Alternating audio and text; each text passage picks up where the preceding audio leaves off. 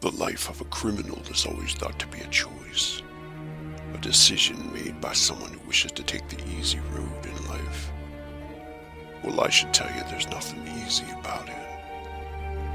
The city of Soulbade is filled with the lost, the downtrodden, the forgotten. Yet songs are sung about the mighty guilds that rule the shadows there.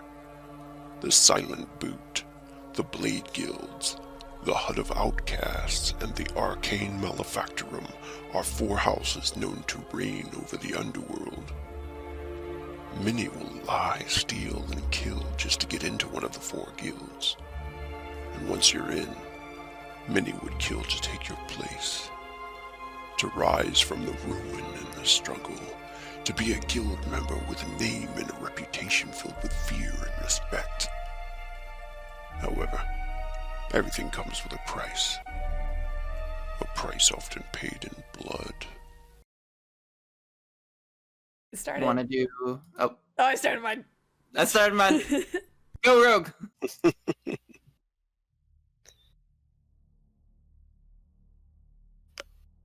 Hey, fair eve to all. Once again, time for Demon Gate on Blades and Blasters.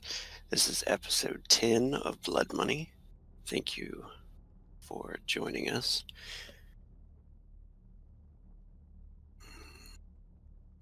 Oh, I want to attach a link to the text RP that we've been doing. It's kind of a downtime RP.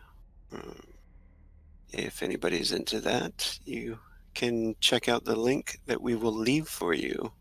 If you're into kind of play-by-post RP that some of the people have been doing. Not all of the characters are involved, of course. A lot of people don't have time or aren't interested in that style, but those who are, they do get awarded saga points and reputation and coin and all that stuff. So we will leave the link for you guys. And it is some pretty good stuff, kind of like reading a script. Very good material by the lovely and talented crew at Blades and Blasters. Today we have Erzat, played by Wanderer, Halaha, played by Matt, Jubo, the Dashing Sword Master, is played by Bo, and Velt, who is played by Emma, taking Aki's spot tonight because he is sick and we wish him well. I'll be your storyteller and Game Master Rogue.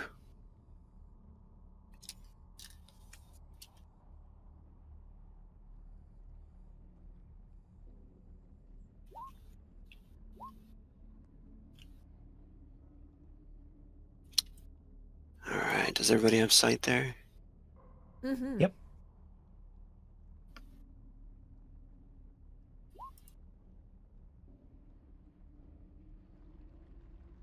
The falling stars have come to the realm of Koth. An entire 3 days of meteor showers that mark the passing of the day into 3 months of night. One historian wrote that the gods were showering the world with stones of magic so that the inhabitants could make tools and weapons to survive 3 months of darkness. Others say it's the angels coming to our world to guard over the mortals during the night. Many go outside to watch the event while others close and bar the windows for a long winter. Whispers of Batagi scouts watching the city and dead soldiers have begun to spread. Lord Farrah Caerdunn has locked his doors tight as he attempts to recover from the poison he was given by the Obsidian Scythe. He was nearly killed, but due to some quick actions by Ivo the alchemist, he was able to save the nobleman. Matthias is wasting no more time getting his daughter out of the city, and his son will be taking over his duties. Caerdunn Manor received a small detail of protection from the Malefactorum, including the aid of Ivo to nurse him back to health. Some disagree with Otep's decision to waste any of their men on the Lord, but others know that the Caerdunn Manor is now funding the Malefactorum's prospects, so it is a good trade. The Caerdunn Manor collection of oddities is quite real. It would be interesting to see if Ivo can manage to keep his claws away from it, or if the demon mark will even let him. In the meantime, the demon hunter Velt paid the Ratkin Erzat to hunt down a former peer of Velt's, a man she knew in hunter school by the name of Randall Hearth. Erzat was able to track this hunter down, a man that tormented Velt in her youth. The Ratkin knows of his whereabouts, and now Velt may get a reunion after all. Erzat has spent a great deal of time using his skills and knowledge of secret sewer passages to make him some extra coin and gain him connections within the guild for more security and safety. Jubo has spent much of his time training and recovering from nearly losing his life. After a couple of months, he finally feels fully healed and ready to take on any foe that presents itself. Using some of his time to train back to health with Valeus, he feels ready for any challenge. After the party at Caerdunn Manor, Hala had a date with Ignis Trum and seduced him easily with her powers and looks. Now she is the only one to have a seal straight from the magistrate as a mage allowed to use magic in the city of Soulbade, making her a perfect candidate for tonight's tale. We begin our tale in the summoning chamber, where all that are present in the Malefactorum have gathered into the great hall. This place operates as the summoning chamber and is used for all large meetings with the entire guild.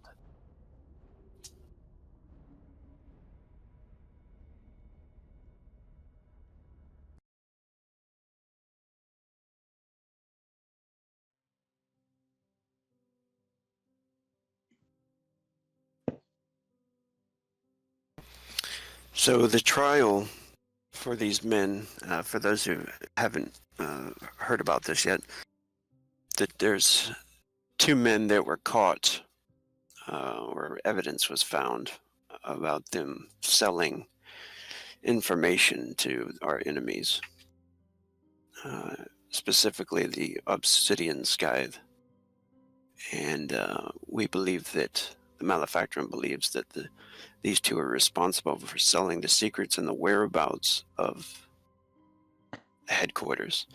So the trial goes on for about an hour, and they turn an hourglass, which is sculpted with the skulls on each end. The sand runs slowly, giving them time to speak and time to try to save their own lives. They get a chance to call upon others who might help them, and Otep comes before everyone, and he speaks as the sands are falling. Otep sighs deeply, and you can see that the pain is present on his face.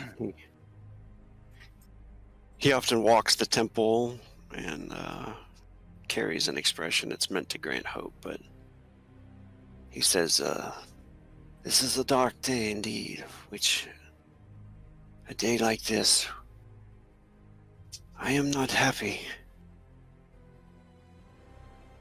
Perhaps the angels that are falling can save your souls. Lotan and Forge, it pains me to even call upon this trial. For we are family, have given you a chance to eat and sleep and to live in peace with only the occasional chaos. Yet to throw the names and the souls of all family into the fire because of what? A few more coins. You have put all of us in danger because of greed, and now you will suffer one of the prime convictions. One last chance I give you. Anyone offer any proof of innocence?" And he looks around. Nobody says anything. You can see Gwen and Rattles in the background, behind other people. Nobody has anything to offer to save them. So he looks to Forge, which is the yellow-haired, muscle-bound guy in the center here. And Forge just shouts, "Fuck the guild! Burn in hell! When the Scythe and their armies come to the wall, you will all fucking die." And he spits at Otep. And Lotan, this one here, he just shivers and cries. Please, this is not my fault. The proof was planted on me. It isn't my fault, I beg you. I swear on all the gods, I am loyal. And Otep continues, the prime conviction has been sentenced. What do the gods wish for a punishment?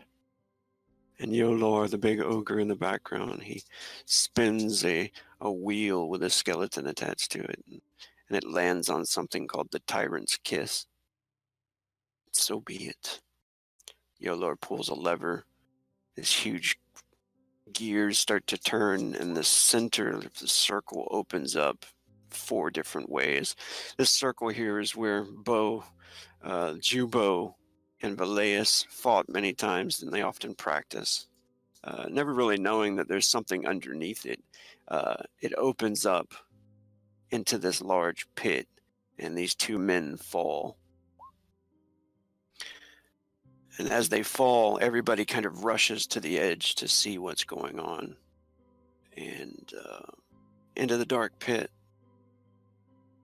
they scream for a moment, and you can see them stop, suspended in midair. Lotan screams, and you notice that they are caught in a web. Both of them struggling. You notice eyes open up in the darkness. These large eyes. And both the men are screaming and struggling. Forge is able to break a hold and grab his friend and help him free.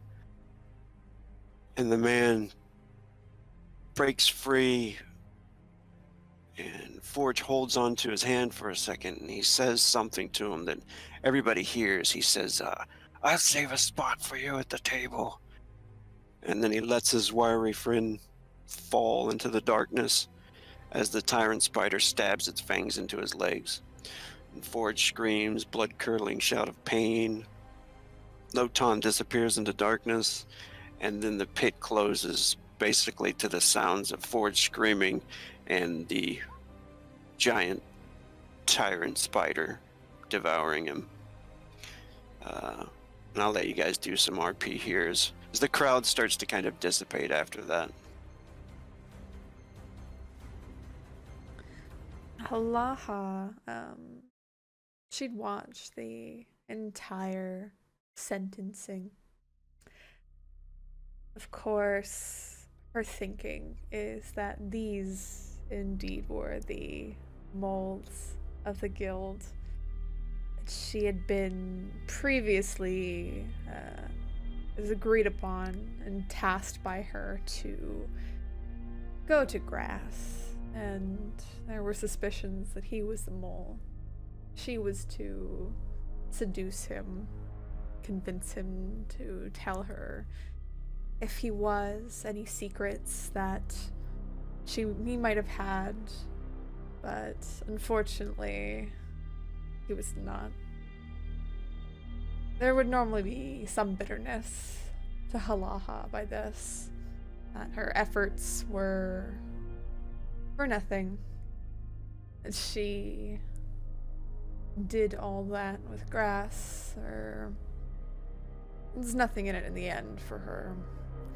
That Halaha was not mad, not angry, not upset. Instead, she watched on, not very concerned about the trial itself, but more happy that someone had finally been found out. And as everything dissipates, of course, she gives a small wave and a smile over to Grass.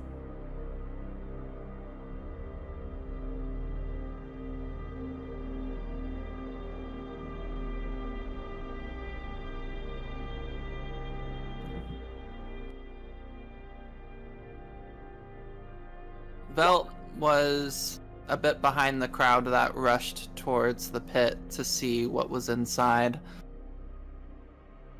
And it wasn't until some of them began to depart that she was actually able to look down and see what had occurred. However, she did hear whispers of a large spider and the shocked responses of some who were seeing this creature for the first time. And as she looks down into the pit, she sees these men being devoured.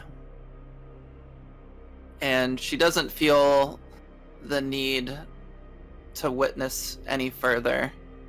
She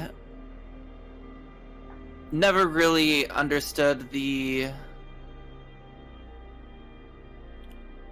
results of what would happen if you betrayed the guild, but now she's got a much better idea seeing this occur. She stands back away from the pit, grateful that she hasn't had a reason to betray the guild yet. And she looks towards Halaha, one of the only faces around that she regularly communes with, and sees her looking and waving at grass. And she just kind of rolls her eyes and begins to step away.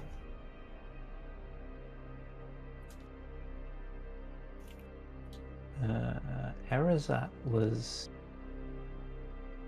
curious as to how the guild kind of responded to these kind of things. It's the first time he's seen something like this, but as soon as he worked out what was going to happen, he turned rather pale, as much as you can tell under all his fur, and he certainly wasn't interested in actually seeing it happen.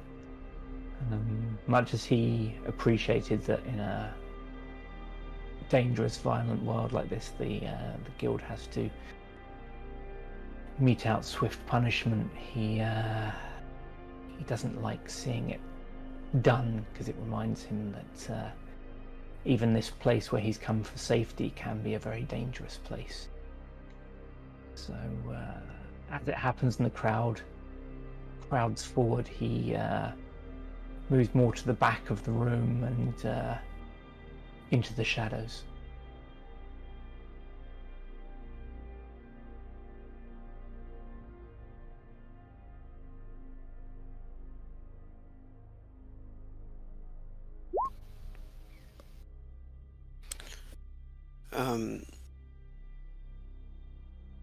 Gwen has been, she was in the crowd as well, and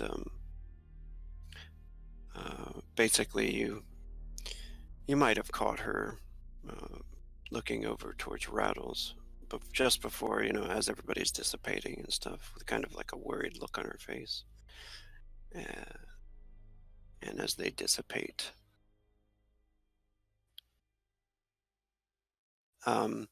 grass starts to approach. You four that are still here. And he smiles at Halaha as he walks up and half bows to you guys. Greetings. Such a pitiful waste. As he looks down towards the summoning circle as it's closed. Yes, it is quite indeed a waste of talent. But it is good that this business with the wall has been cleared. And he nods and he says, Otep is rather busy, so he wanted me to speak with you about leaving tonight to the ship and taking the Caerdunn daughter. I suppose you will all be needed. Velt, Erazat, Jubo, and Halaha. It seems so. Halaha looks over at the others, Erazat and Jubo. It will be quite a journey. It has been a very long time since I personally have traveled on any sort of ship or anything of the sort. But I'm sure it will all go well. And he gets a little closer to you, Halaha. He doesn't say it really in secret or anything, but he mentions something, something only you would know about, I believe. He says, have you received a message back from Balkava yet? Did she receive a message back? She has not yet. Oh, she shakes her head. Not yet. I will write to you as soon as I do. If it should find me on my journey. If not, if it arrives back at your bedroom, feel free to read it. He smiles. And he says, I will miss you, my dear. 7 days is a long time to wait. I will miss you too, my darling. But I'll be back. She clasps Grass's hands, smiles quite widely. And she looks at the others, she lets go. Says, only 7 days. I'll make the most of it when I return. And he nods. And he looks to the Ratkin. And he says, Erizat, you know the way to the smuggler's den, correct? That was hoping he'd kind of escape notice in the shadows, but seeing Grass looking straight at him and talking to him, he realizes the game's up, and he steps forward out of the shadows and gives a sort of nervous, slightly sickly half smile and says, of course, I'm very familiar with the, well, at least the route to the ship and somewhat of the rest of it, but well, it looks like he's thinking of kind of protesting, and then he takes one look at Grass's face and decides it's not worth the risk. He says, I'll be glad to do whatever the guild needs of me. And he gives an awkward bow. And he says, good. Keep her safe. And he points towards Halaha. And he says, you will all be compensated well. Otep is not feeling well. He is not happy about this, or else he would send you off himself. Oh, I do give him our wishes for a speedy recovery.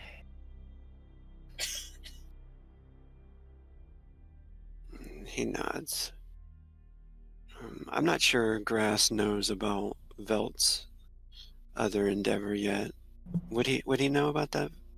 I mean, she doesn't ever talk to Grass, so unless he was doing something to spy on her, then no, he wouldn't know. Yeah. He's been trying to cut down on the spying for some reason. Weird. He could hardly do more.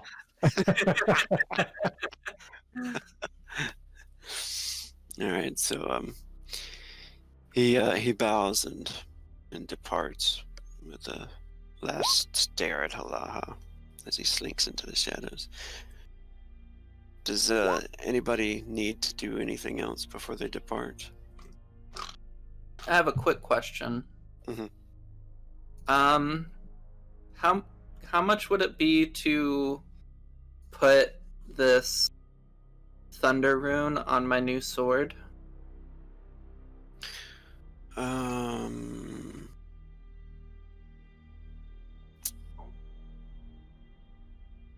That would be Valeus that would do that, and he would do it for you for free.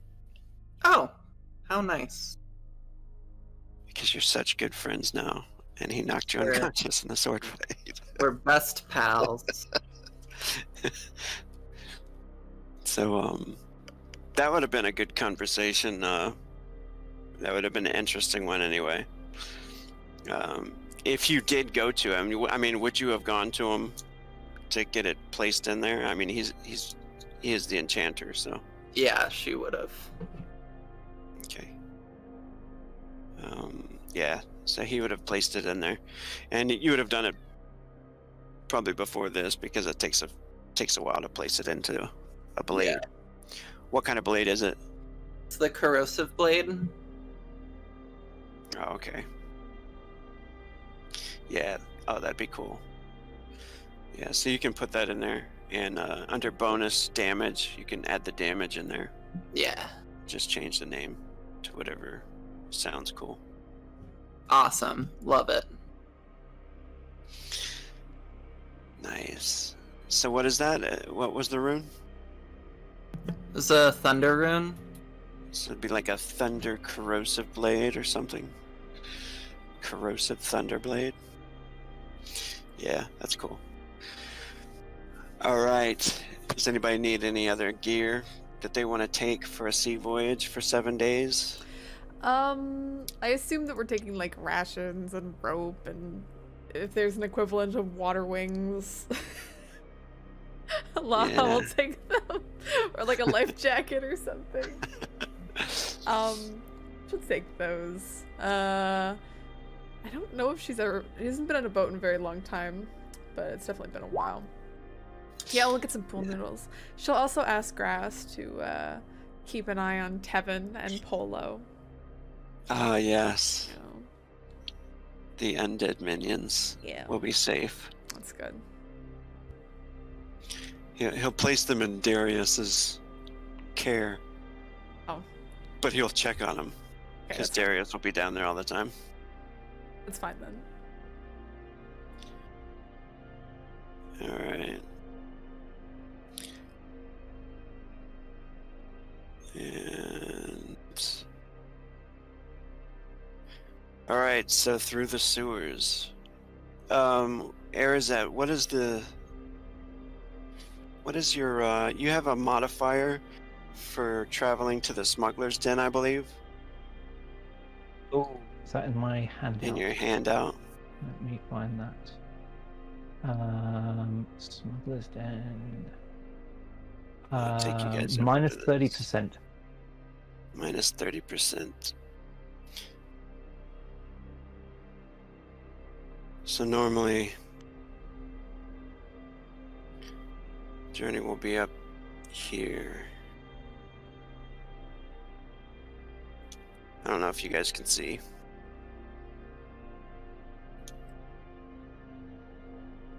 Yeah, I can see.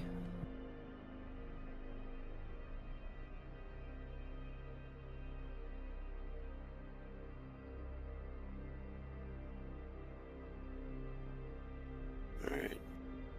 It's going to bring it up to about 55%, but then down 20, 30% random encounter in the sewers. No random encounters. Erzat. He's smooth in his ways of avoiding all bad things. Practice coward. Alright. So you guys travel through the sewers for probably a good 2 hours. And when you do come out of these sewers, out of like tunnels, there's these bent bars, and you can tell many people have traversed this area, and it goes right out into the forest and lets off into a small cove where you can see the beach and you can see the ocean from here. You can smell the salt water, and it doesn't take you guys long to travel and find where the smugglers have been hiding out. As you get to this location on the beach, you can see in the distance the ship that's awaiting you. And you notice some of the smugglers are getting the boat ready, and the daughter is already there. And as you guys are approaching, I'll let you RP this because... Yeah, Erizat's going to be looking out for the guy he found for Velt. Because he wants to prove himself useful by spotting him early.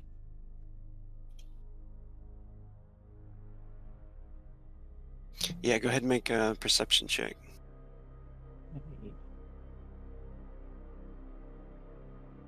Observation.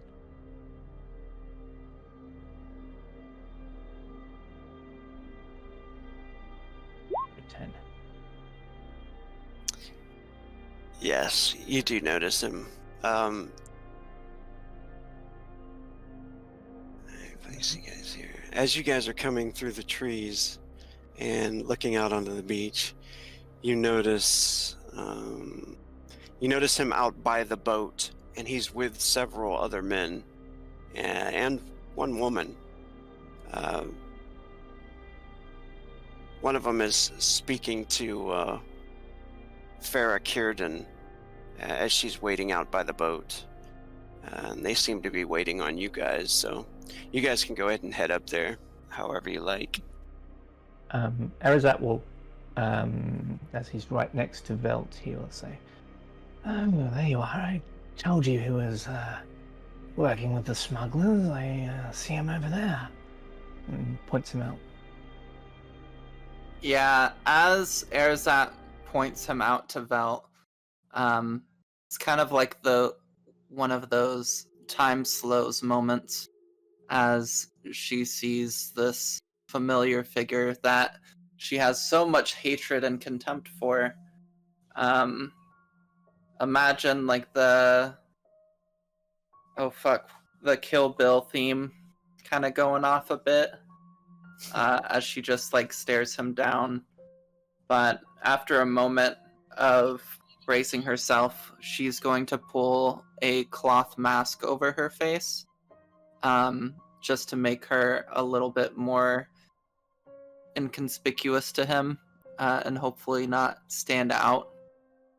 And then she will continue to walk with the group. And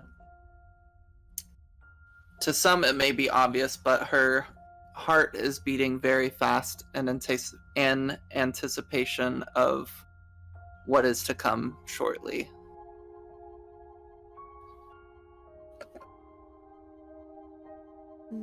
During the whole trip, ever since they left the Malefactorum, Halaha seemed to be a bit more irritable, more haughty. Usually she doesn't when they traverse the sewers, there's not really any complaints from her.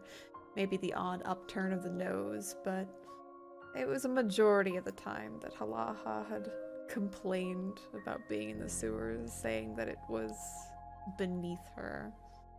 This sort of travel was disgusting. Her nose continues to be upturned as they walk, and she scoffs as they approach. Ugh. All these around ears. Disgusting.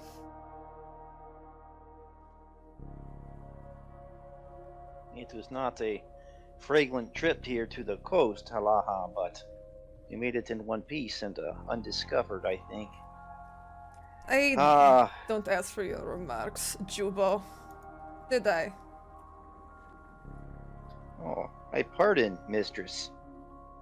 Yes, you should Well, then. pardon. Go on ahead, but please stay downwind from me. Kind of goes up ahead of her.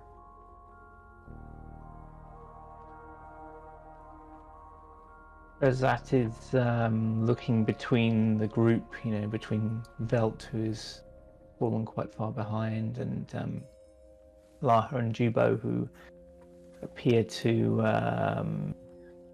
be maybe arguing, and he was concerned about this trip anyway, going so far from the city he knows and the places he feels safe, and now he's even more concerned. Everyone around him seems to be acting odd, with the possible exception of Jubo that he doesn't know very well. So he's looking very unsettled. But I guess he knows the smugglers by now, right? There's a couple of them here that you do recognize. You recognize Rax and you recognize Smeen. You do see Randall over there. You've actually probably talked to Rax, we'll say, and Smeen, but the rest you haven't really talked to. There are more than this, because it's a kind of a whole guild, a smugglers guild, but these seem to be the only ones that have been set out to get this group ready and to smuggle her to the boat. And you guys were going to basically bodyguard her the rest of the way. 7 days trip, I don't know if I said that there, across the Sea of Spears to the city of Myen Wu, which I think Jubo is from Myen Wu, if I'm correct. Aye. And so yeah, you'll be stopping at that city and then coming back, and the real danger is the Pirate Isles in between there. So Rax comes over and he sees Erzat and he's like, "Ah," he says, "right on time. As always, Erzat." Erzat gives a more genuine smile this time and nods to Rax and says, "Always Rax, you know that. I'm never late. These are my companions, my guildmates. I'd like to present to you Halaha, Jubo, and Velt." He really hasn't picked up on Velt trying to hide herself. Yeah, she glares daggers at you. As far as he's concerned, that's what she always does, so he doesn't really notice anything different.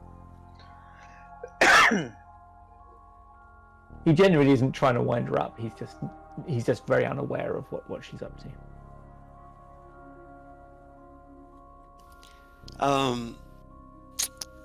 Halaha, did she make her crazy Yep, roll? I failed. I got a 33. That's what's up, huh? Mm-hmm. And Velt, can you make a willpower check as well to see how you're dealing with this situation? If you're gonna have a total meltdown or what's going on? Oh, she's not dealing well, but I'll roll for it. Oh. My goodness. She's mad. Yeah. Okay, so as Rax is like meeting everybody, he he goes to like shake Jubo's hand and stuff like that. He's being really nice for a little goblin dude. Has a short bow on his back and a dagger on his belt, and he wants to meet everybody, but he looks over and he sees Velt, and he doesn't even bother because she seems to be not well. Randall and this guy up here, Vincini, seem to be moving some of the goods back and forth from the boat. And Velt, when you see Randall, you just picture something. What kind of image would come back to you? An image in a dark alley with a scene that I will leave to your imagination. Something horrible, some kind of assault then. Yes. All right. So Randall is a real piece of work. He isn't even really like trying to look you guys over well, but I'm gonna make a perception check anyway.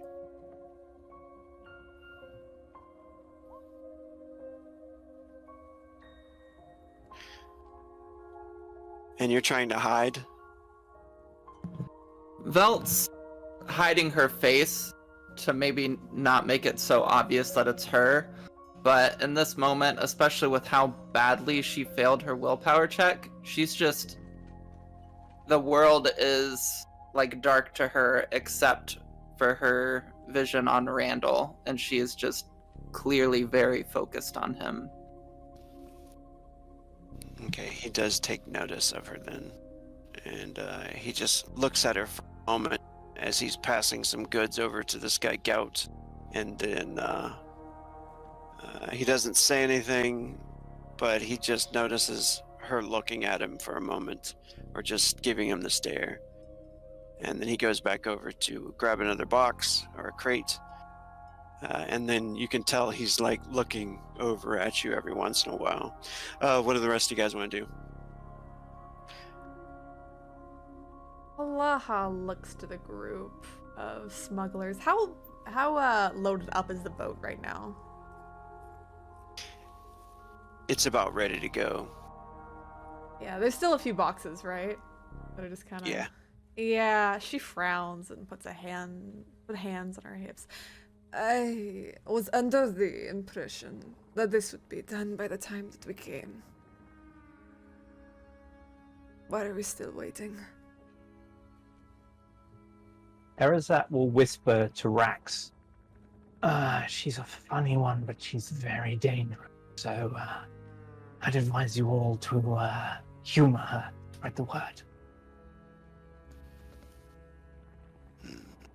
Rax says, she looks dangerous. Hurry it up, let's go. And Smeen looks over at Halaha. What's your rush? She looks back, glowering down at Smeen.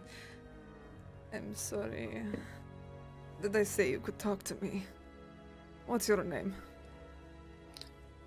Smeen. Okay, Smeen. I don't care.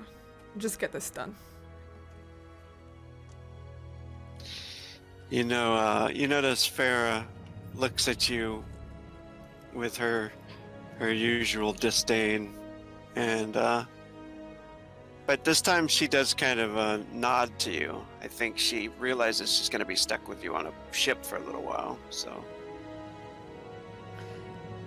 She just looks over at Farrah, who's still that scowl that's now creased Halaha's brow. She's staring out and everyone loading it up. She scoffs and says, "There's too many men here."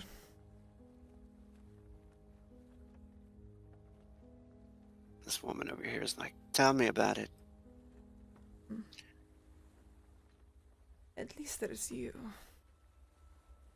I'll give her a smile.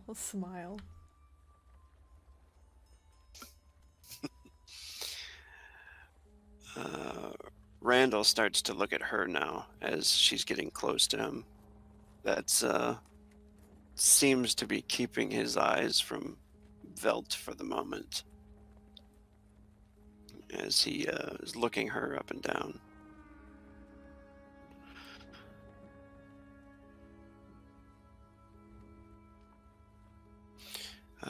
This one, Gout says, "Well, climb on board. You should be heading out of here before any guards show up." Erazat doesn't need telling twice. You will head over there. Oh, except you're not going to sit that close to Halaha. She scares him. Yeah, don't sit close to Halaha at all. She's got a dagger on her side. Okay, he's going to sit right at the back. On the other side. He keeps shifting. Jubo slightly jostles with Ezrat to get the furthest away from Halaha.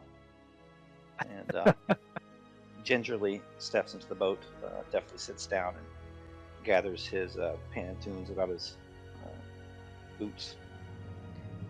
Ezrat, it's been many years since I journeyed across the Sea of Spears. The last time I was in that land across the ocean, I was much younger and foolish. Hopefully we will not meet our end in the company of these. Gestures to Halaha and Velt. It seems they are not themselves today. Yes, I must confess, I have a great deal of trouble reading them, but I've spent many years alone, so I'm not that skilled at reading people, but they are both very dangerous women. Well, I A have... weapon powered by black powder and fire is deadly if it is only aimed in the right direction. Perhaps we can do our part to aim these deadly weapons where they would best serve our purpose. Arazat gives an appreciative nod to Jubo, and he seems to be looking at him with the new respect. Sees the wisdom in that. This is you say you've been to these lands before. Perhaps on the journey you can tell me about them. I spent all my life in our city or the lands below. I'm not very well traveled, you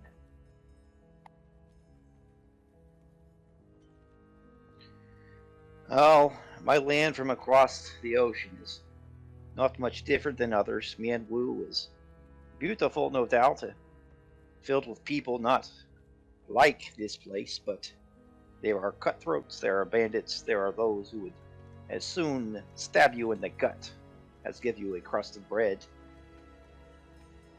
I have many tales to tell. I will tell about the death of one of my rivals, Fen Wep, and how I cut him from stem to stern in retribution for my family. Arazat starts looking a little nervous, but nods and do go ahead. It's looking slightly green. You can tell that Juba likes to talk. Oh, no. That is a long story.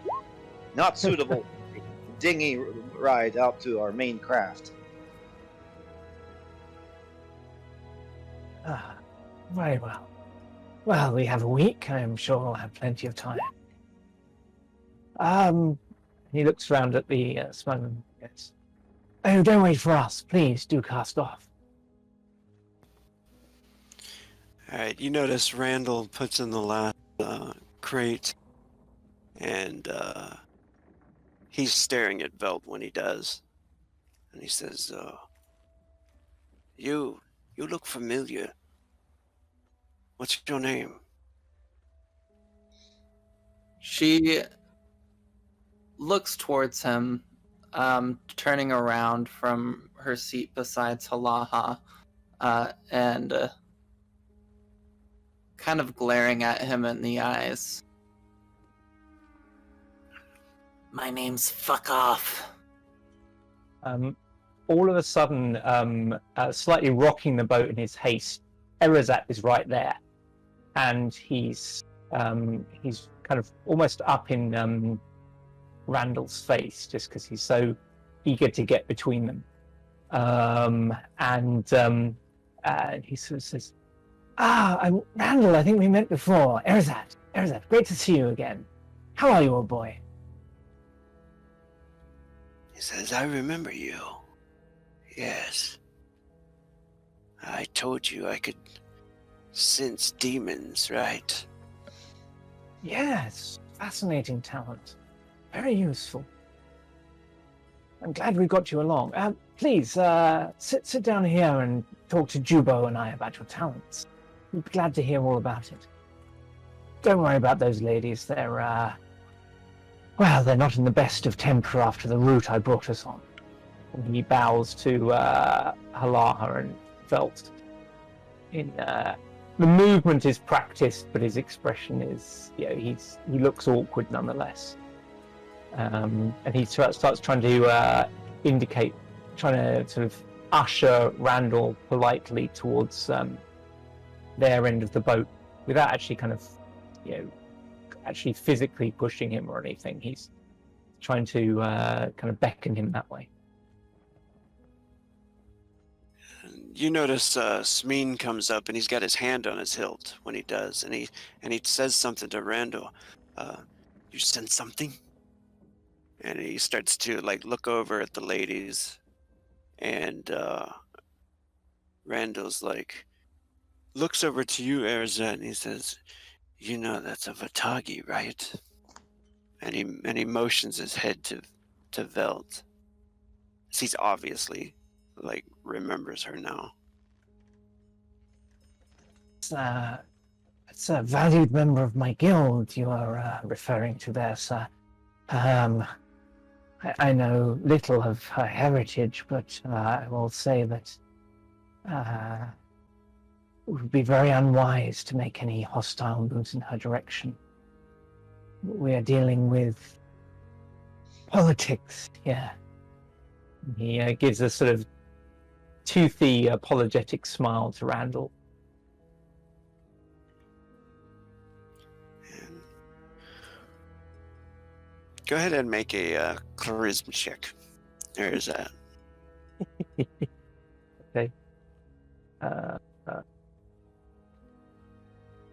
This is attributes, isn't it? Right, strength, charisma. I don't think his charisma's too bad, but let's see.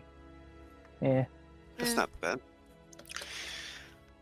Rax also says, he kind of cuts into, Randall, we don't want no trouble. This is what we're getting paid for. And he kind of looks around at everybody and then just looks back towards Velt. And he says, it's good that one's leaving the city. And he kind of spits in the sand. And he kind of smirks at her and smiles at her while he's walking away. Alaha turns, looks at Randall and says, "You're not coming with us."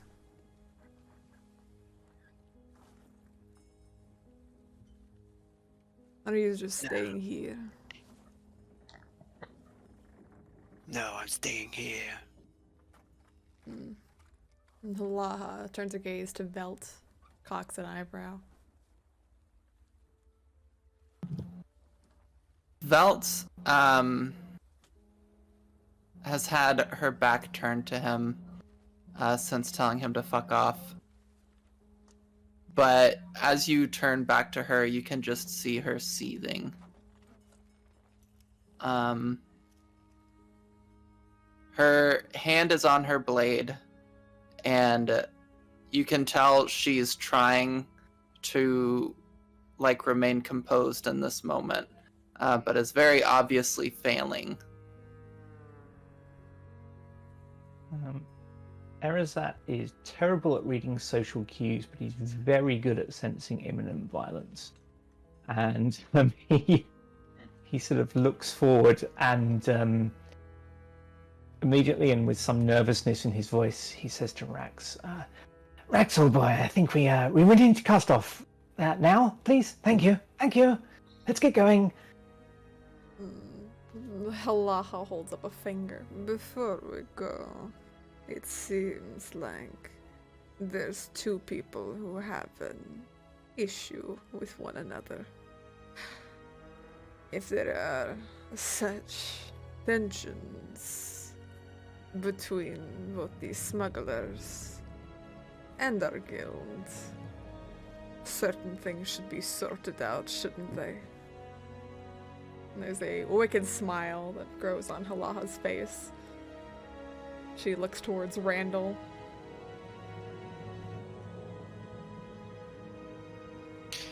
He starts smiling towards her. And he says, "Why don't you come off the boat? Or are you still afraid of me?" Velt. Velt stands up, back still facing him, but she unsheathes her sword from its scabbard, tossing the scabbard into the water, and turning around.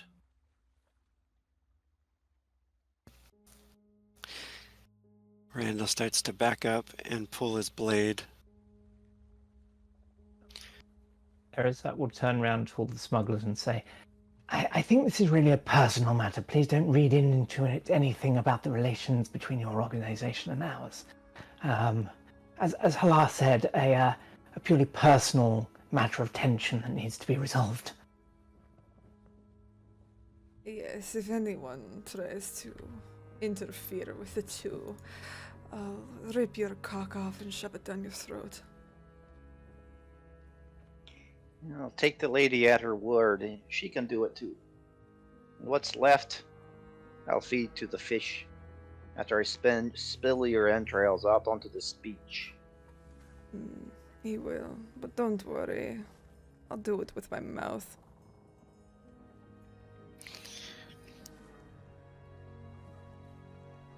You can tell that Rax doesn't want anything to do with this at all. And he backs up. Same side as Erzed pretty much. He's like, shit.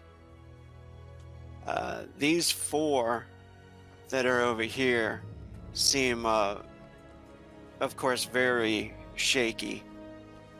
Randall is dead set on fighting Velt, so...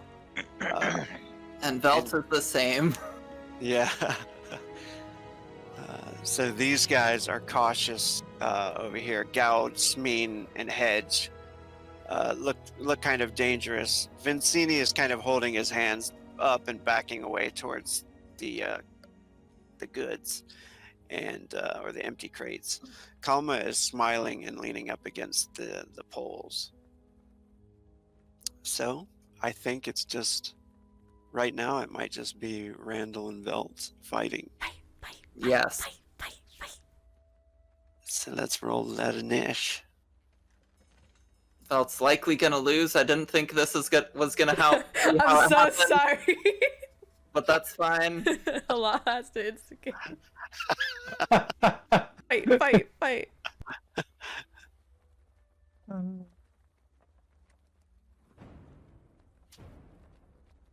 Oh no, Belle. Oh no. I pray for you. I mean, I'm terrified as a player. No. Oh my god, he just got up on I had the kind of impression this guy was probably going to be very tough. But Is he your arch nemesis? He's my arch Oh, nemesis. no. So he's 2 levels higher, right? And what level are you? I'm 5. Oh no. it's on you, Matt.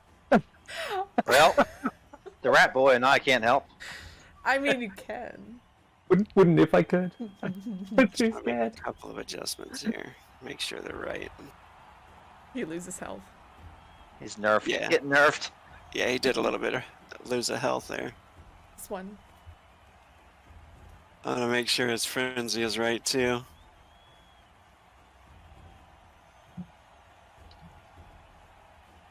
You got your new character ready there, Val?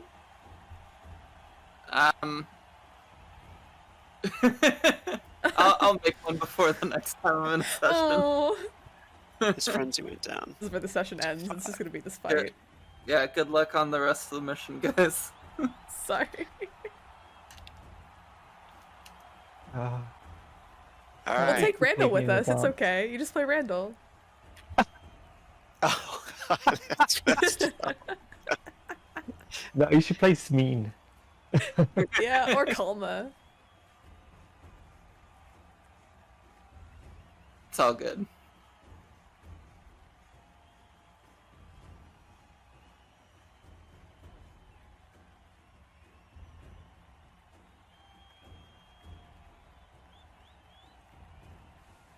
Big crowd here today.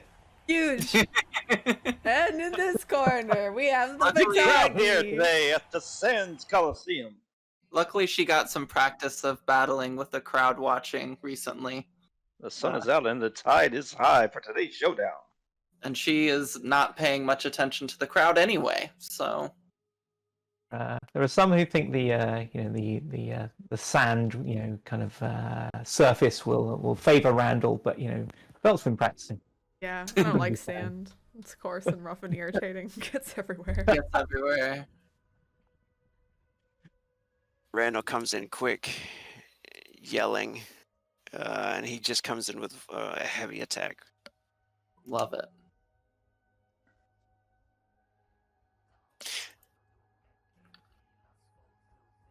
Now you can choose to dodge, block with melee, because I don't think you have a shield, or you can parry it. I wouldn't parry it. No. You wouldn't parry it? You kind of lose. The parry will give. It takes. Oh, I was Basically just gonna block with melee. Yeah, that's Yeah. a good one. My brain was like, But that's parrying. Why shouldn't I do that? But okay. Yeah. Parry will give you. It's good when they throw a weak attack at you, and it'll give you a tally of 1+ more to hit on them when you come back at them. That should actually be an 18. I don't know where the extra +1 came from your block. Oh, okay. Well, never mind. Then it is a 19. Yeah, the block is good, but if you match them, so if you would have rolled a 12 on a block, then we have to roll and see what happens to the match. Like you can lose your blade, it can break, stuff like that. You know. Okay, got it. Okay, so he comes in with the heavy attack, and you are able to block it. He is going to burn 1 frenzy and do a quick attack. Just 1 frenzy for now because he's pretty low.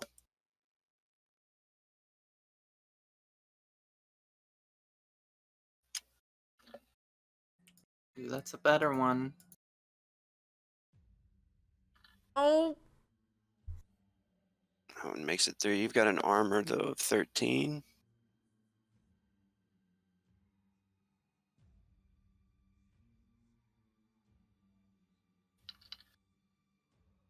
And it doesn't even make it through your armor. It's your turn. All right. So yeah, he approaches probably pretty cockily, because that's him, and he takes a big swing, and she just knocks it out of the way with her biting thunderblade, which is the new name of the corrosive blade. Thank you very much. And then like goes to stab him and stab her, and the armor just completely blocks it as she grins and goes to attack him as well. And she's going to do 2 quick attacks.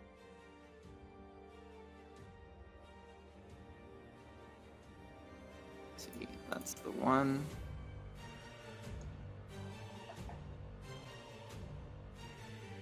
Oof. So that's a 7 to hit on that first one. you can do it. I believe in you. Nope, never mind. Not on that one. That's fine. Next I've one. got You more. got it. You got it. I believe in you. I've got more. God damn it, Phil. Are you kidding me? God damn it, Phil. She has the worst luck. He's going to try to parry that one. Lucky. Swear to no. He does. It gives him a tally. Kill her now. And she's gonna burn 2 frenzy. And double quick attack again. 2 quicks. Yeah. He does have a pretty decent armor on. Just so you know, he's got a 14 armor. That's fine. Okay.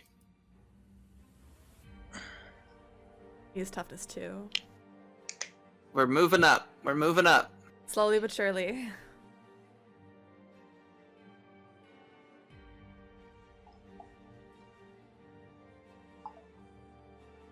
Hey, there we go. Oh. Alright, yeah, he's just been effortlessly blocking and parrying, and then she finally gets a slash through. Let's see if he gets through his armor. Yep, roll well. That's a nice sword. Hmm? That's a nice sword. It's got a ring in it. Damn. Wow. Is there anything extra to it or no? Oh, No. the 1d6, yeah. That sucks. Yeah, if she does a critical, he has to make a body save, and that can fuck him up. Ooh. One more. Wait, do you have one more? Yeah, you have one more. Yeah, I have one more. Okay. So I don't actually know what this means, but for the corrosive blade, it has an effect of eats D4 armor and BS versus poison. What does that mean? When you do a critical, it'll eat his armor, Oh, okay, got it. Ooh. which would be awesome.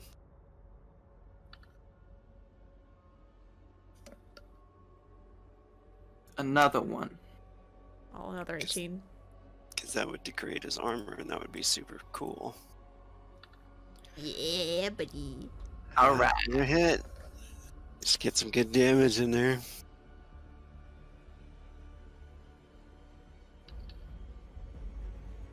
That's better. One. It's a cut. It's a little bit in there.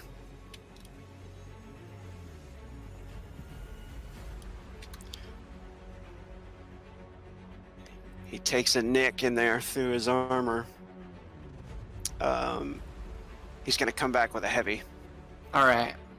Actually, he's going to pull his mace out. He has a Morning Star for an action. So he has the Adarga blade in one hand, the flail in his left hand for the Morning Star. And then he's going to burn one frenzy to heavy attack you with the flail. Okay. Brings him down to 3 frenzy.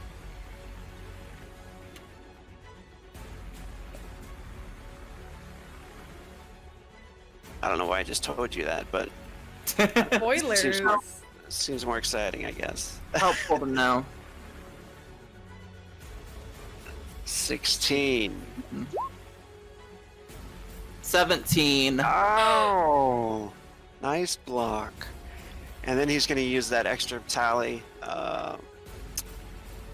Burn one more frenzy to do a quick attack with his Adarga blade.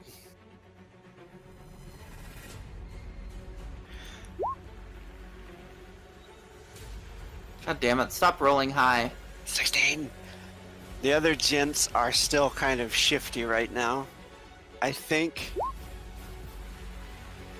Ah, damn. He's still gonna get through your armor. Unless he rolls real well. Don't say that. Uh-oh. Oh, hey. Nope. He doesn't. Oh my god. Damn it. That's quick attack. It's poking That's at each quick. other. Rogue, you're supposed to be rooting for me. I am actually rooting for you. I'm pretending. Alright. It is Veld's turn. Alright, Velt is going to heavy attack this time. Yes. Get him to eat that blade.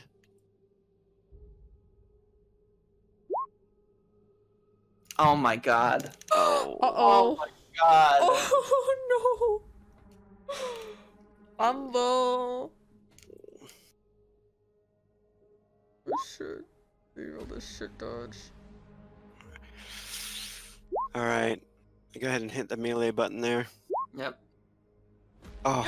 Oh, fuck. It's gonna go southeast to Jibo. If Big you Skywalker Styles catches it. To his teeth, he's like, eh. I think this is it. No, that's not it. There it is. You gotta hit direction and distance. Oh no. East. East? Oh, It's it's to a the ocean. coma? Oh shit, it's the water. Behind you. Is it to 30 Farrah? feet.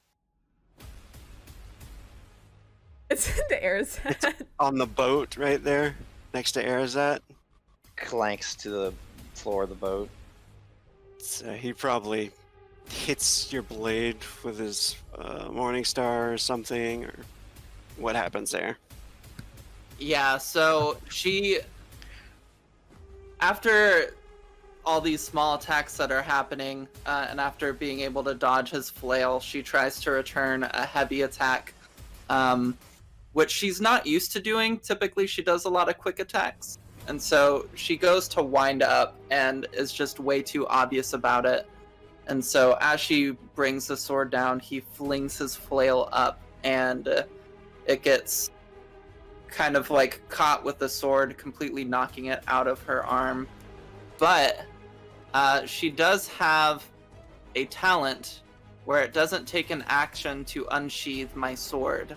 So, can I unsheath my silver sword? Yes, you can. Yeah, so she just very quickly, not panicking, grabs her silver sword, and then I'm gonna burn my 2 frenzy and do another heavy attack. Nice, that's perfect. Jubo, I think Jubo's hand was going to his belt there for some reason.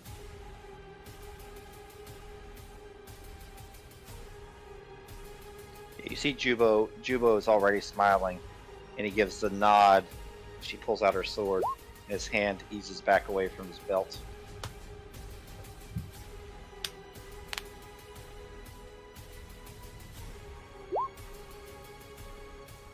Nice. So is it ×2 damage? Yeah, so when you just skip the modifier, but when power damage comes up, just put a 2 in there and hit enter. Got it. Gets He good undead? level. Nice.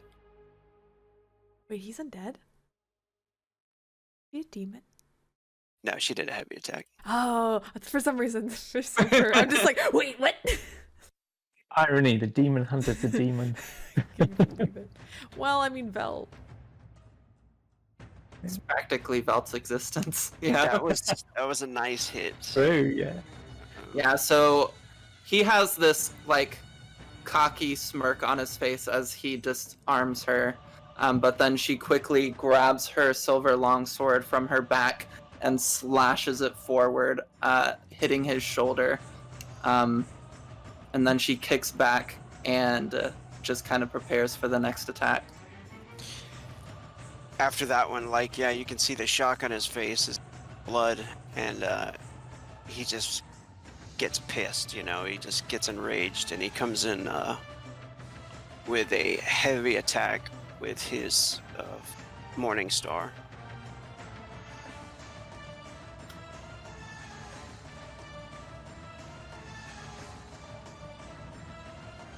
Oh, Stop 18. rolling high. Look good, luck.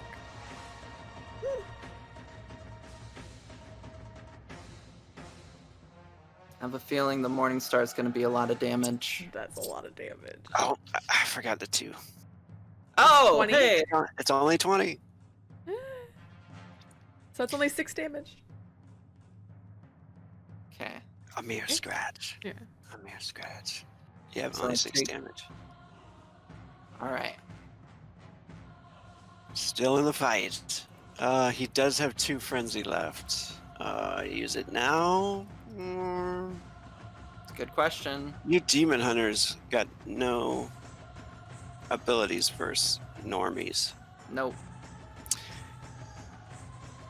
He's not going to use it now. Go ahead. Okay. I'm gonna heavy attack.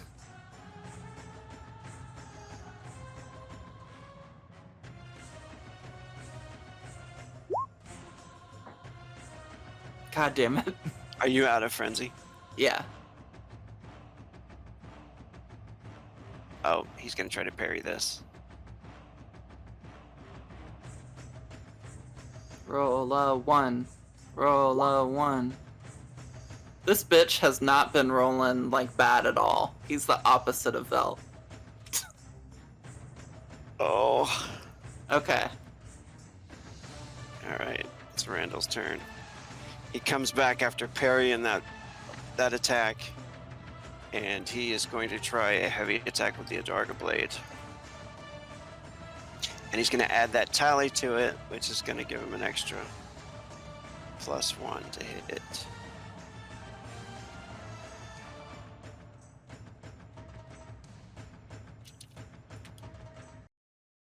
Two actions.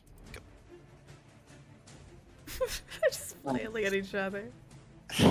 Alaha's becoming less and less amused as time goes on. She's like, God damn. Like, I started this, and it's Yeah. not satisfying. when you not finish enough the time. popcorn before the movie even starts, like, No. Just looking over to Jubo, just shaking her head. All right, Vel. He's not going to do it yet. okay. He's not using his frenzy yet. Another heavy attack. Hopefully this one goes better. Nope. No, it does not. He's going to do the parry again. Oh my god. Oh! Hey! Oh! Oh, she got him. Alright, alright. He got all cocky. He was like, that weak attack. Get out of here. Big explosion here. Come on. That's Yay. pretty good. 26. It's another good hit.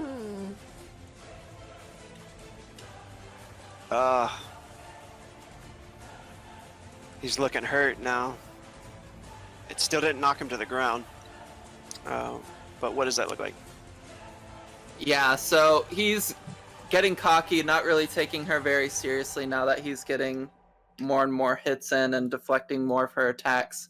But He goes to try to block this attack with his flail, and she changes the direction of her swing slightly after having kind of feigned that, and catches him in the side. As she's watching him bleed from his side and his shoulder now, a just smirk crosses her face as she stares down at him. Oh, he gets totally enraged and just shouts out, "You bitch, die!"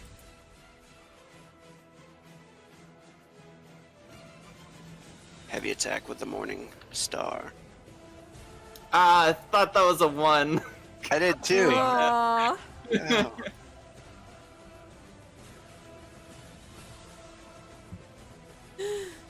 Yeah. Nice. He's gonna burn the 2. Yep. He comes, he swings, it goes over your head, and then he comes back with the same Morning Star heavy attack.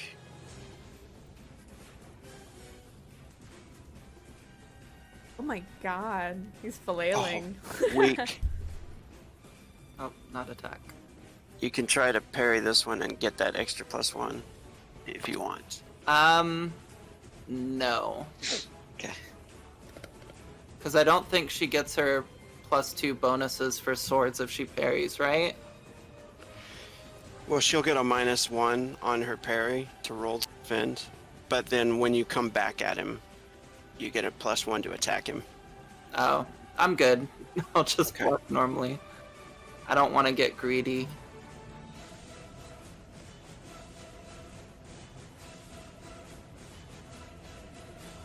And then Nice. I'm heavy attacking. Get his ass. Or not. Oh my god. You guys are flailing. Fumble, fumble, fumble table.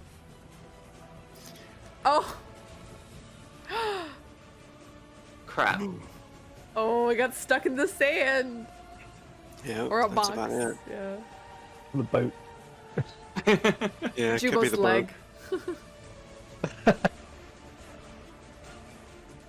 Alright, so Blade's stuck in there. He comes back with a heavy attack. It's just gonna be heavies back and forth now, I think.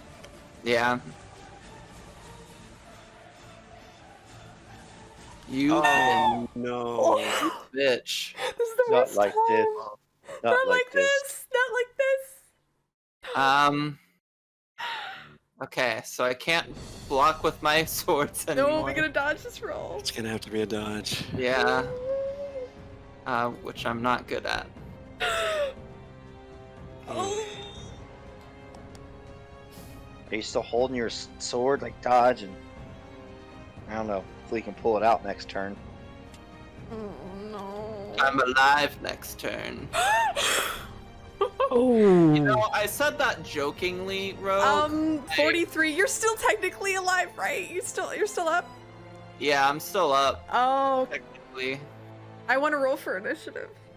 43? You have 43 damage you take there? I guess so. You have 6 left. Got 6 left. Oh, that would knock you to the ground. Yeah, I think Jubo would probably roll for it as well. Yeah. If he went down. Halaha wants to stop this now. Go ahead. You guys go ahead and do a niche. Well.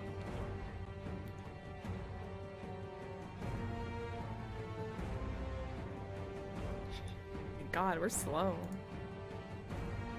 Yeah. Anybody that wants to jump in. Oh.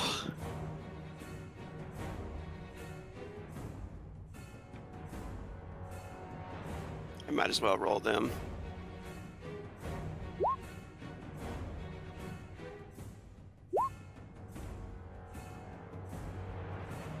Does Velt get her turn before all these other ones act?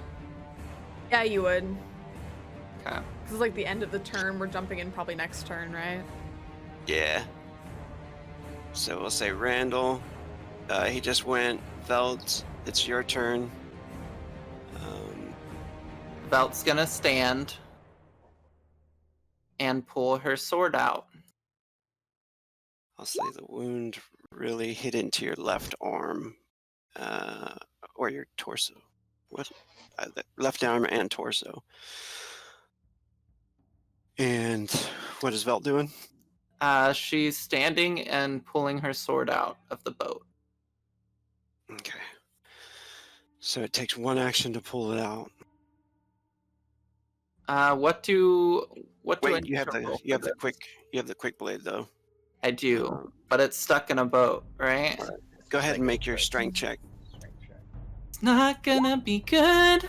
Oh, hey. Oh, Hey, 11. All right, nice. Since it was so good, I'll make you quick blade that thing. Oh, love it. Then I'm heavy attacking him. Yeah, definitely. Come on, crit for a crit. Help me out. It would be can sweet do if she it. just ends him right here. I'd love that. It'd be the best. Oh, let it happen. Come on, dice gods, give me one crit. He tries to No block it. crit. I don't think I've ever crit on Velt. I thought you did. Oh, you hit. Did not block Oh, it. barely.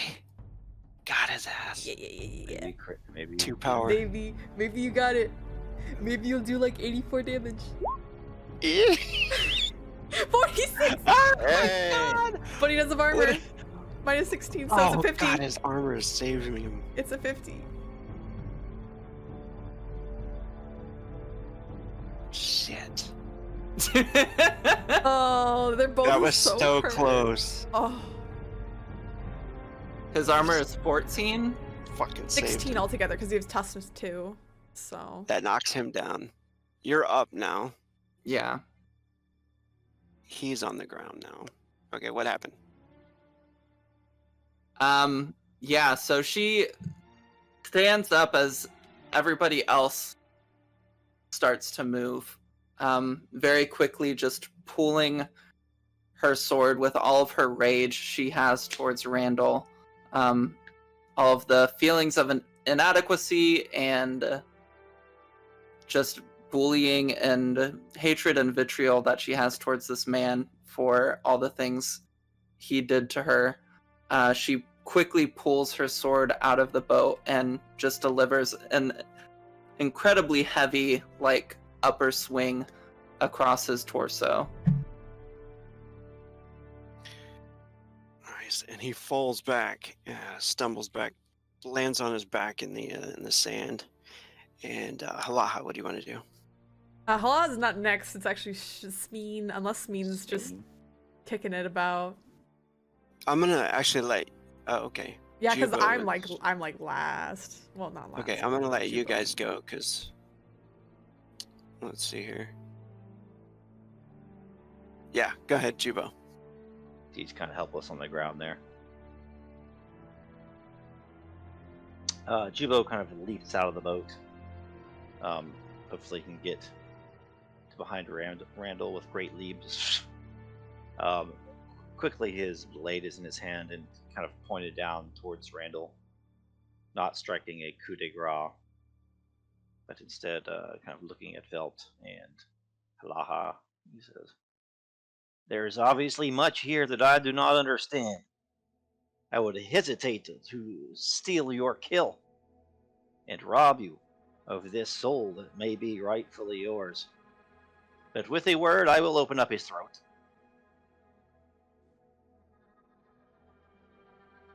She's just staring down at him, breathing heavily. The world does not exist to her in this moment.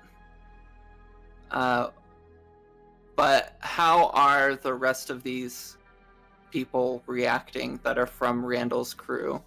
Are they moving to jump in, or? Yeah, or they just, hey, this is between you guys. Yes, Myen is the moment Juba leaps out of the boat. The moment Halaha makes a move, Smeen is reaching for his weapon, and Hedge is as well, and Goud is as well. The others she seems to not care about them at all, and she's leaning against the pole. Vincini is backing away, and so is Rax. Has his hands up. Looks like there's going to be 3 others if you guys attack. So when Jubo lands over there, they really tense up and kind of start to reach for their blades in slow motion, pretty much. Velt is just watching Randall, waiting for his next move. She does not acknowledge Jubo at all. Alright. What I would do then, instead of attacking him, would just be to activate Blade Form. Okay. So you basically get your defense ready, Yeah. and then I'll be a Halaha. kill stealer. Actually, Mhm. if you want to go full defense, you get to roll 2d20 to defend and choose the highest if you want to. Yeah, I do that then. Okay. And you can have your blade form as well. Halaha, what are you doing? Halaha, she was motioning to stand when Velt went down, but seeing that the tables have turned and Velt is now on top, she looks to the others. She stands, but she takes a step back and says, I think we have seen that Randall has been defeated. I think the rest of us should put away our arms and take a step back and not jump into this fray. She glances over to Jubo. But she doesn't pull out anything. She sort of holds up her hands, showing she's unarmed. Not motioning to attack.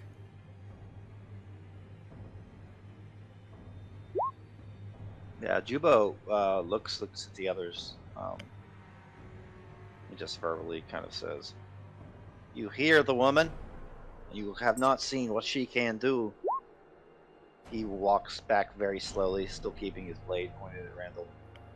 "I will disengage if you do as well. No one else needs to die here on these sands."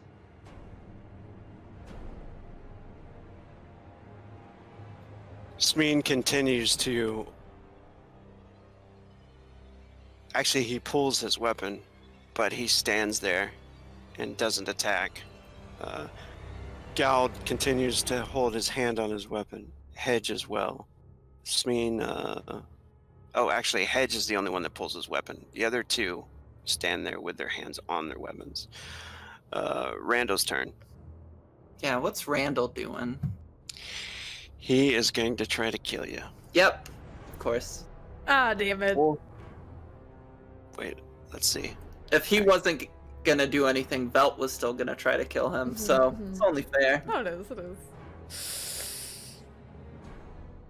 Ah. I should have just smoked him. He comes in with a heavy attack. Crit, fail, crit, fail. Fail, fail. He's gonna try to he's gonna brings up his Morning Star like he's gonna attack you with it, but then he jabs his Adarga blade straight up to try to impale you. Heavy attack. I can save that.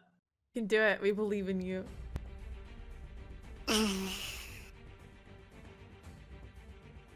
Oh, I rolled damage. Fuck.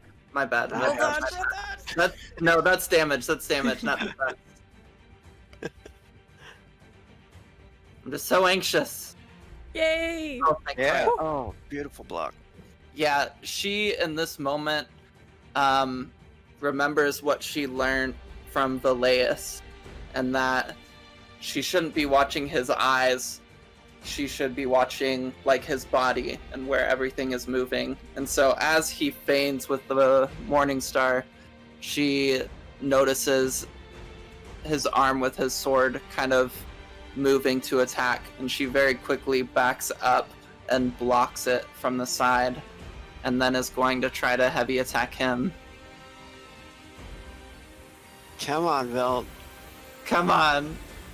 What? Don't Yeah. fucking get disarmed again, I I swear to can't. God. Ah! Oh my god. Oh. god, this is like the most tense fight. Not even part of it. Do you want to roll your spiritual for this one? Luck. I don't think I'm gonna get it, but sure. Oh my god. You don't need My it! real life spiritual roll worked. Oh. You didn't need it. You Kill didn't him. need it. Kill him! Oh my god. Oh Kill my him. god.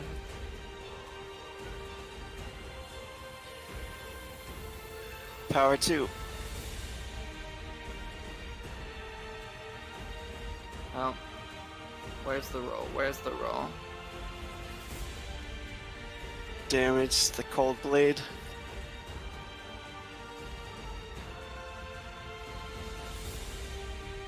There we go. What does it look like as you kill him? Yeah, so he tries to pull that bullshit of faking me out, and Velt blocks it to the side. And as she does so, she just very quickly swipes up, catching him underneath the arm, like the armpit, and cuts through past the torso into his neck, and he falls bleeding profusely. I would like him to not be quite dead yet for RP reasons, if that's okay. Of course, yeah. Yeah, as he falls, Velt stands there for a moment, looking down at him bleeding out, coughing on his own blood. And she's going to kneel down next to him and get close to his ear.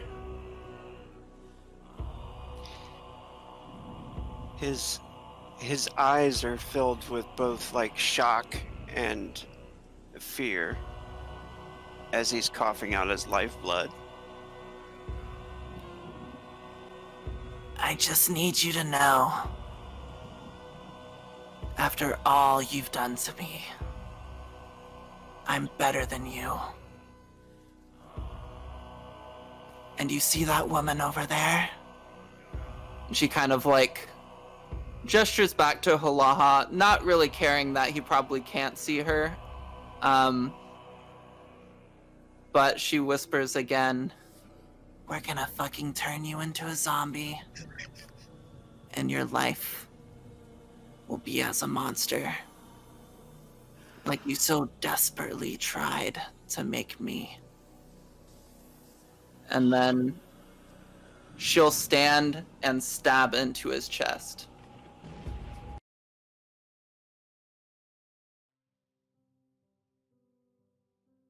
That's awesome. And he struggles and twitches on the end of the blade and dies, staring off into nothing. The others do not attack you. They just stand there quietly on the beach for some time. And I'll let you guys go ahead. Laha looks to Velt, offering her a small smile and a nod of the head. She reaches into her pocket, taking out some parchment, quill, some ink, and quickly scrolls down a message. She'll summon use messenger to summon a small crow to send a message back to Grass, and she points to the body and says, "Then don't touch his body. Someone will be fetching it. You don't have to deal with it, don't worry."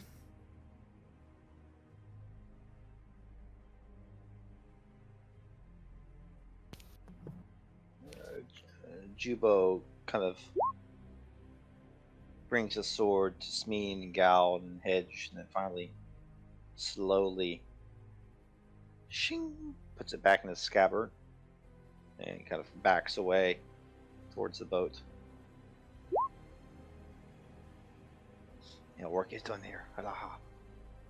He shall push off. He probably needs to help Velt into the boat, I'd imagine, too, right? Yeah, as you turn to help her, you see she's still looking down at his body with for the first time you've seen her this way, an actual smile on her face. Quick question: is Nadarga a sword? It's considered a knife. It's just a big knife. Okay, she's gonna take that as a trophy. Cool. She kneels down, taking that from him, and takes her silver dagger that she got from Arthur, the man that trained both of them, and just tosses it onto his body and replaces it with the Adarga. And then she'll turn and start heading back towards the boat. Nice. And Kalma makes a comment as you guys are walking off. I won't mourn him. He was a fucking asshole. I'm sure he'll be much more useful in death than in life.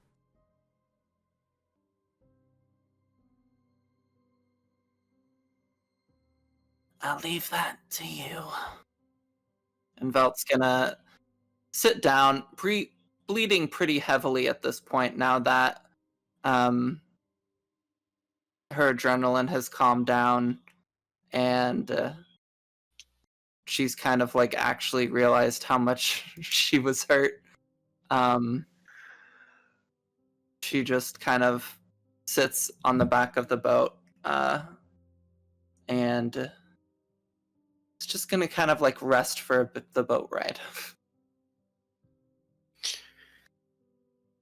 Yeah, and usually, you know, the smugglers might travel with you at least, or take you to the place, but you guys end up rowing to the ship, and they take you guys up onto the ship, no problem. The captain is there, Captain Tanis. Captain Tanis walks up and he says, "You're fighting on the shore. No guards, I hope." No. Just a dead man. Are any of you a healer? None of us are healers. Halaha glances to Val. He'll sleep it off. We have a healer below deck. Let me show you to your quarters for the ship, for the travel. Good. Lead the way.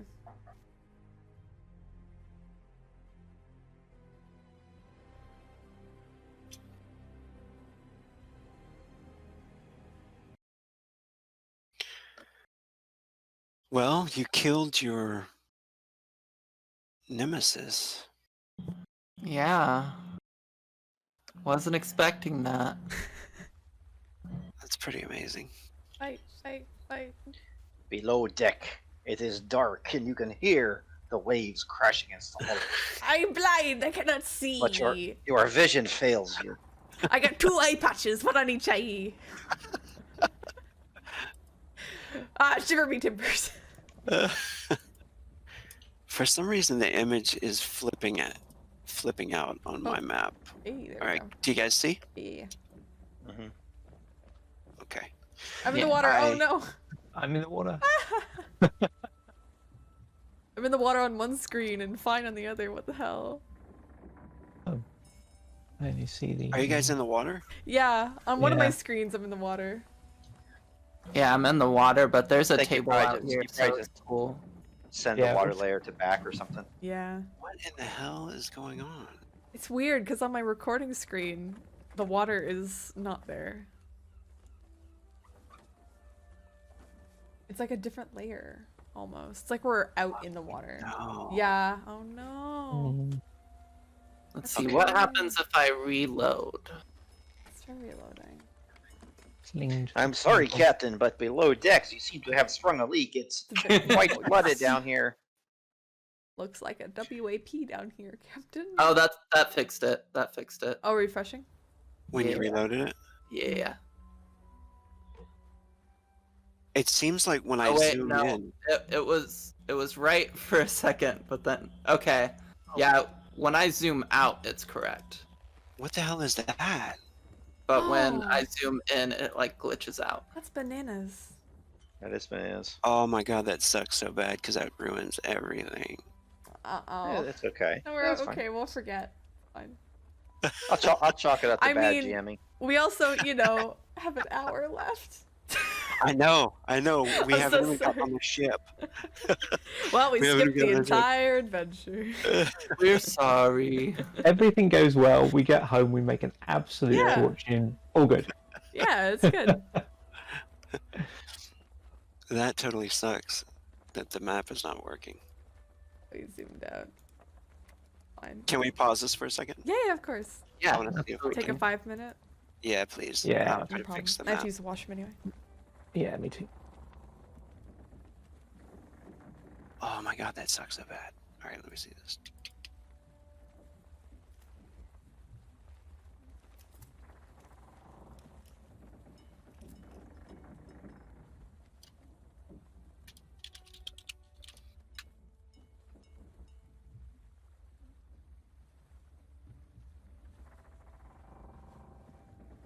Maybe because I copied it from another game. Maybe. I don't know anything that would cause it Yeah, that's to weird. be dependent on your scroll level. Yeah, that is strange. I've never dealt with that before.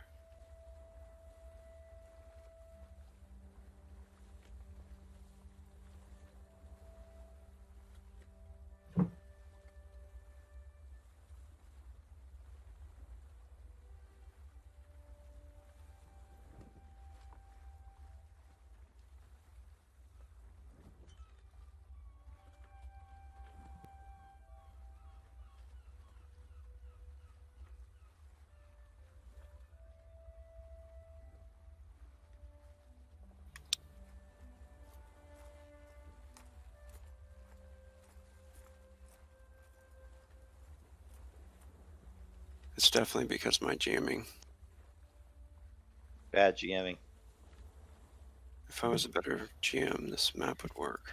That's always what I say when that goes wrong in my games. Lazy GMing.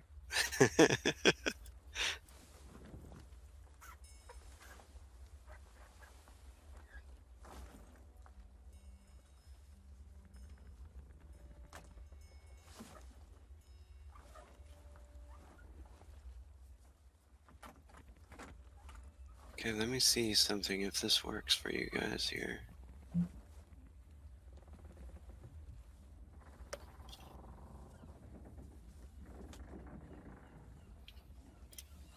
I don't see anything.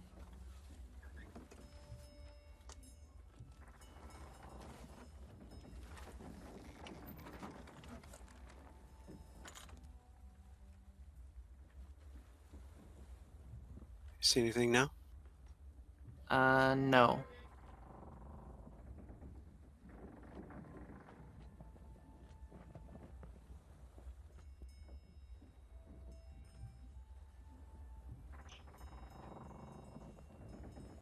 Hi.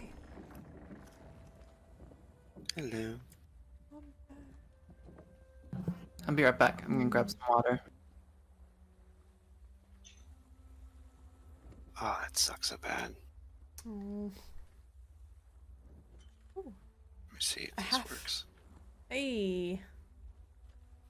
Can you see that? When you like oh, it's so weird when you zoom in. It's all fucked. It does. It fucking map flips out. Oh my god, that sucks.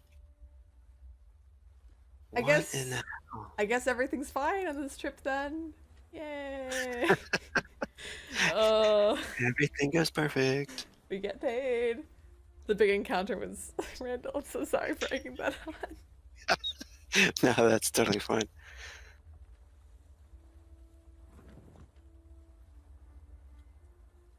We have still not been able to do Coast of Thrall. We tried. This is the second time we've tried. Ooh. At least the captain's in the water with us. Hey, yeah, that's nice. Oh, that's weird. I've got a really distorted picture of the boat as well. Yeah, I know if I don't know why scroll like the zoom level should affect it. It's weird. I know. That is the craziest thing. I mean, I have other ship images. I could just try a different ship image. That's like I just made a totally new map. That's so great. crazy. Okay. Oh, I got an idea. Okay. I'll use the same map because it's got all the dynamic lighting already set up. I'll just pick a different boat.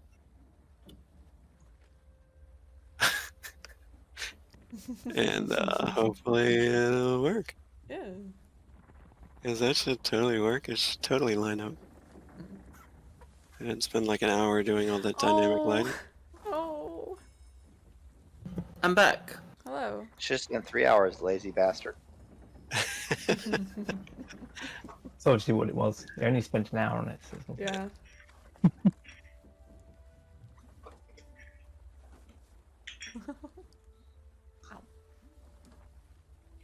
Roll That 20 never fails to disappoint. Yes. We don't know how much the gold is on this, so it could be said to be a lot of gold, but it's not actually that much. So, and there's just another ship episode in the future. It works, right? Yeah, right. I have to go back to Myen Wu for reasons. I still want to go back to Myen Wu.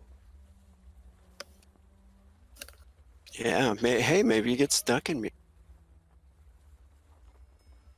Hey, maybe. Oh, but how can you separate Halaha and grass? I mean, it's breaking up true It's love. the romance of the century. It really is. Oh. Beauty and the really abusive spouse.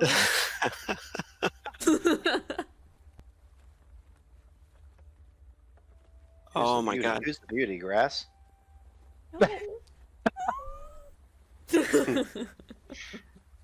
You know grass is bad. The fact that Halaha is too good for him. I mean, that says a lot. Hey, 19 PB. Suck it. Personality-wise, she's still too good for Oh, him. she's hot, but a terrible person. It's still better than grass. Still better than grass. Okay, let me try this boat.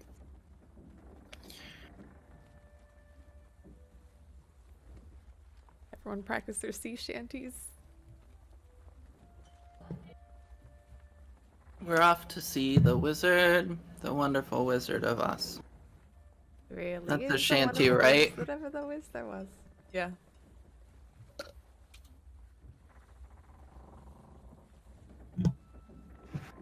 I have a bunch of them loaded up for the D&D game from Ugh. that Assassin's Creed, Mhm. the pirate, whatever, what's Black Oh. Sail. Blacksail? Yeah. Black Flag? Flag. That's the best pirate No. simulator. That was the only Assassin's Creed game I liked. It was so good. Oh, that was a good one. Yeah. These shanties were the best part of it. Sailing. Yeah. Forget the Cyberpunk game. Let's just do a Assassin's Creed Pirates. pirate game. I'm telling you, the fervor is short-lived. Hmm. People get real excited for one thing, and then it fades, and they're real excited for something else. Well, I mean, Oh, I'm you- still you very and Demon excited Gate. for Cyberpunk. yeah, me too.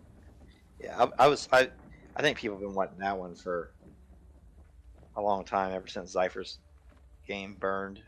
Yeah, I Yeah. mean, part of me wants to like bring back at least like as cameos Yin at some point. Cameos are fun. I think a Yin cameo would be fun. Like if Yin was untouched by Zypher. All this stupid bullshit. You're the GM, you can do what you want. Yeah, for sure. Okay, I'm gonna put Val in there. It's gonna be a good time. I probably Feel won't the get to write out my character's backstory until this weekend, but I'm excited to do it. It's okay. It's not I was gonna okay. We've say- only got like 2 months until we start. I was going to say, Bo, I'm still excited about the Star Wars game. Don't worry. Hell yeah. What's Star going Wars on? is forever. I'm so excited about this game that we're currently playing. Yeah. I'm so excited about boats. Alright, well, I guess we'll... We're on a boat. I'm And on it's a boat. fasting. I'm on a boat, motherfucker, on a boat. Damn it. Feel stay in. There's got to be one on there. Boats and hoes. Boats and hoes. Gotta get my boats and hoes. Just put us back Boats on and the top. Boats and hoes. Yeah. Well, theater of the mind, the lower deck. Yeah, it's fine. Yeah, it just sucks. There was so much that goes on in that lower deck, but I don't think we'll have time for the yeah, we won't. unfortunately. We won't. Oh, I'm so sorry. Alright. Alright, we ready? Let's start Yep. back. Alright, so there is a healer that the captain finds. A dwarf fellow that comes over. Two dwarf brothers, actually. End up coming over and finding you. We'll say all the below deck stuff, yes. We're gonna have to do that out of... Yeah, there'll be other reasons to cross the Sea of Spears. Yeah, definitely.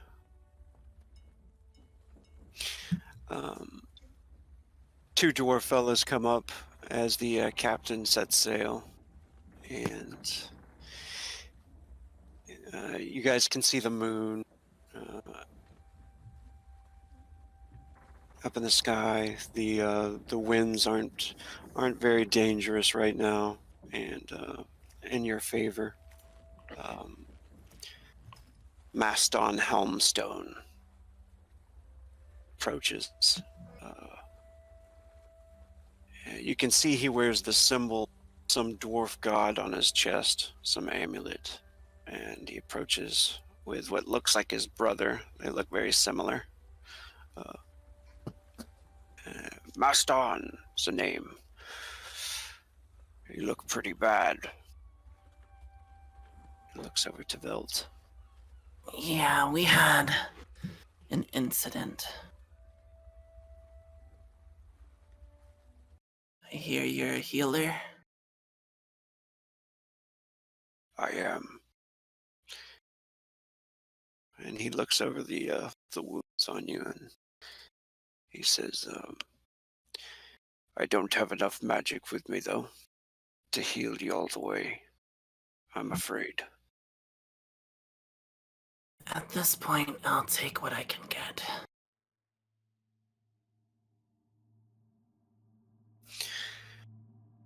You guys notice the others working on the ship, running all over the place.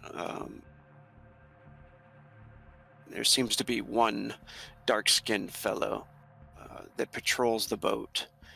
He walks around with a pistol crossbow that he seems to love. Carries it in his hand a lot. And he walks around and comes and glares at you all, but doesn't say anything, just stares. You notice on the crow's nest, there seems to be an elven female.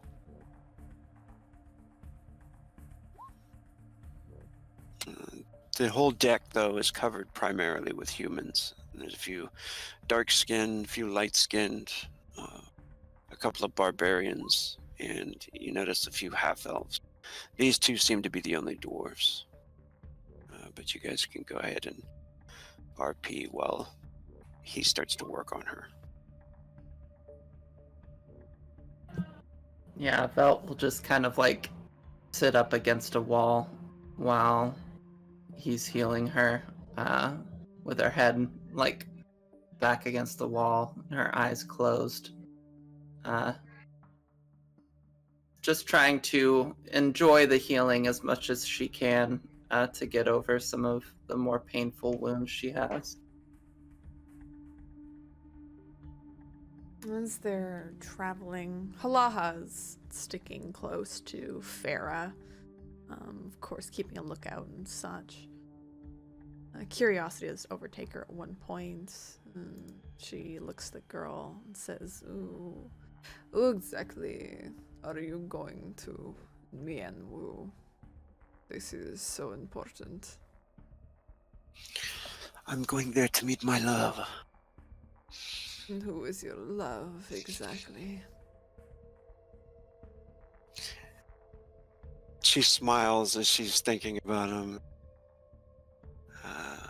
She says, "Oh, you wouldn't know him." She frowns and says, "You're traveling across the sea for men." Yes. It's quite sad. Why does he not travel to you? Why do you not make him travel to you instead? Because he is a powerful man and has a powerful house. You're a powerful woman from a powerful house.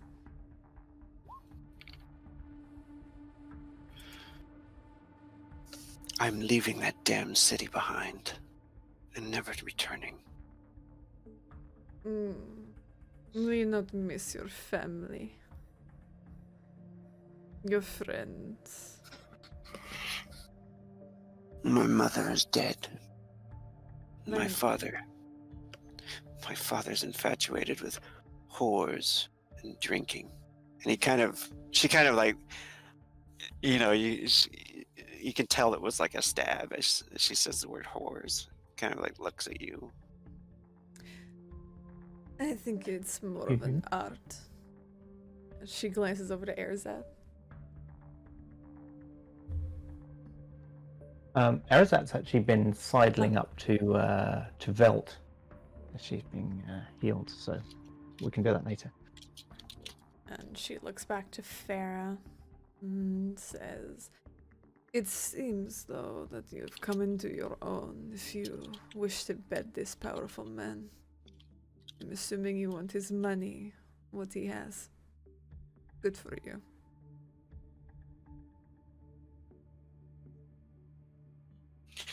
He loves me. It is true love, not something trivial. She scoffs at that. Men don't love. Men don't feel this sort of thing. They get what they want from you, and then they cast you aside. The best thing to do with men is to step on them and use them. They like that. Try it. I'm sure you're used to being used and thrown aside. I do not get thrown aside, young one. I'm the one who does the throwing.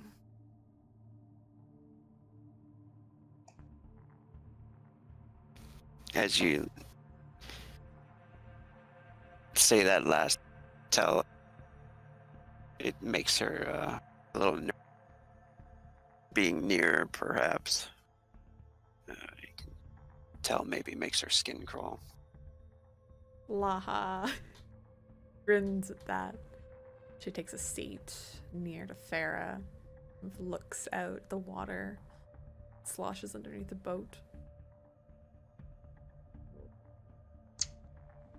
As the ship casts off to sea and you see the mainland dwindle in the west, eventually kind of twinkling out of existence, Jubo kind of puts his thumbs in the loops, his belt loops, and takes a deep breath of salt air.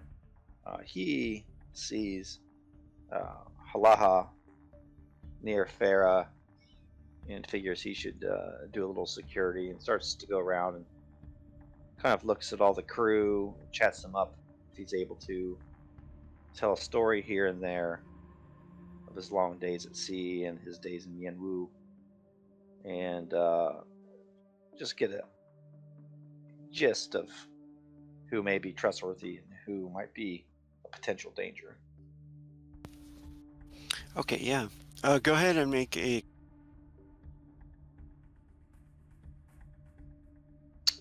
Sorry, you cut off there. Oh, go ahead and make a charisma check. Charisma. Okey-doke. Unless you have another skill that's be appropriate, but I think Uh, charisma's good. yeah, charisma's fine. I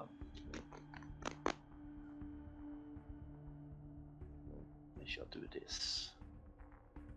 Skills. Yeah, you can go up to, if you click on your token up on the top, there's a button, attributes, and it should have a drop down. Got it. No good. All right. As you're walking around talking to people, you notice most of them seem like pretty much as if they wish to avoid you, or maybe being cautious of you, not knowing who you are, of course. But you do notice as your Anna up here, she's playing what looks to be like a lute, and another fellow next to her, he's smiling and he's drinking from some ale. Some of the other people on here, you can tell, are from different lands that are going to Myen Wu, probably to stay. Some will be returning, but the rest of the crew is pretty tight knit, and for the most part, you gather like these people have been working together for a long time. The people that do not seem to be staying with this ship are the two dwarfs you gather, and these two guys up here, Elijah Caerdunn and Taramis. You guys eventually meet them all, and due to time, I'm just going to, pretty much say you guys do get a chance to smooge with most of them on the 7-day journey. Well, it's going to be like 3.5 days there. Before we go too far, actually, Erazat would have, as we were leaving port, he'd have gone up to Velt and just quietly pressed a little pouch of herbs into her hand and said, "This is a little something that Ivo prepared. I think if you prepare a little brew and drink it, it will heal the rest of your wounds. Perhaps." He said it has some healing powers. And he just kind of nods and backs away.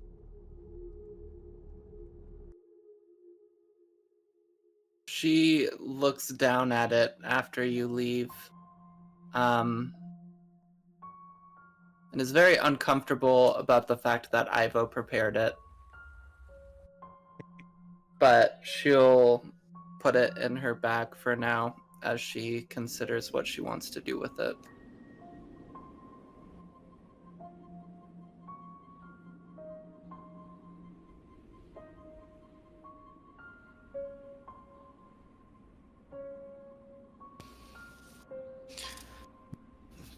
So, if we can skip ahead now, due to the time.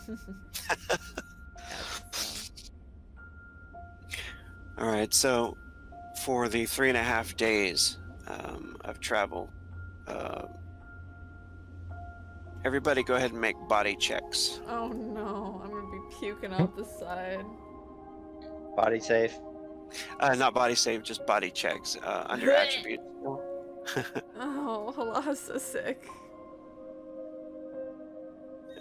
Halaha, can you go and give yourself a physical fatigue point?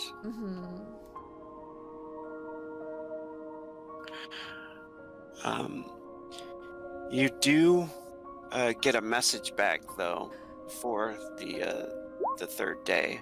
A crow comes and lands on you, and as you read the scroll, the words are from Balkavar. Oh. And it speaks about Things? and Secret things? I guess, should I whisper this to you? Yeah, Maybe? yeah. Yeah, as Halaha's kind of sitting I'm pretty sure she's pushed much of the duties onto someone else. She's still a bit crazy, but she's mostly sitting, fanning herself a lot, not keeping much of the food down. Oh, interesting. Yeah, she's hoping for land soon. She's fairly weak for most of the time. She receives this crow, gazes down to the message. She frowns. Can I make, I don't know, I feel like this would be a really hard intelligence check to, like, put pieces together that she doesn't fully know. No, I'm not gonna have that. You mean kind of danger? Sensing some danger to it? Is that what you're thinking? Yeah. Yeah, go ahead. I don't know. It's got to be really high. Because Yeah. she doesn't know anything. Like, no. She's, Okay. yeah, she'll send a message back to Grass, just repeating what the note says, using Messenger Okay. again. You did send one to Grass as well, right? Yeah, for the Message- body. Okay. You don't ever receive a message back from that, but Oh, that's fine.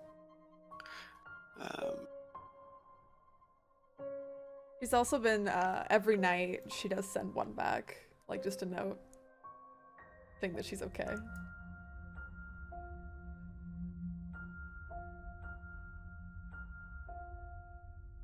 all right. And you arrive after 3.5 days to the city of Myen Wu. The trip, you're not allowed to stay there for very long. Would you guys want to do anything in Myen Wu?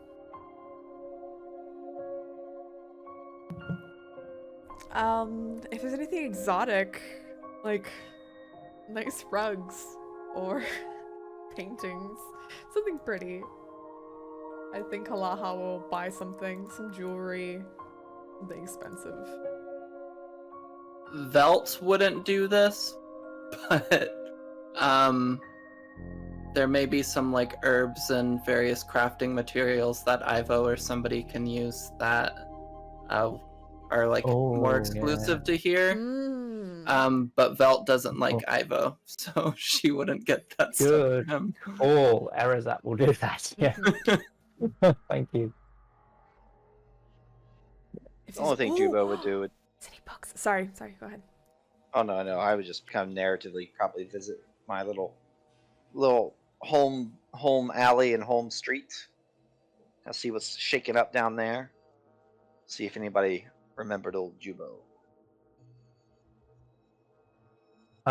One thing that Erazat, technically I'd kind of rolled for it and bought it already, but I think it'd be quite appropriate if this is where Erazat bought his fan blade.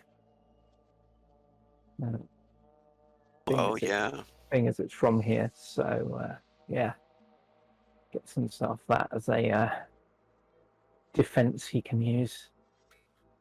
Yeah, as you guys roll up, the captain shouts out that they'll be setting off the next day. And, or not the next day, but that night, actually. So it's only a few hours that you guys get to stay.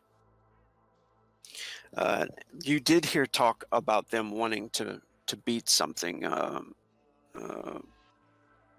perhaps the weather, and about a coming storm that they were worried about. But it didn't make sense. It didn't make sense for them to be talking about it.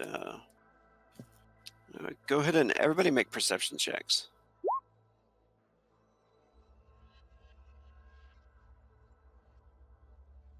As you guys are wandering into the Can I use marketplace. observation? Or does it need to be Yeah, you perception? can definitely do that.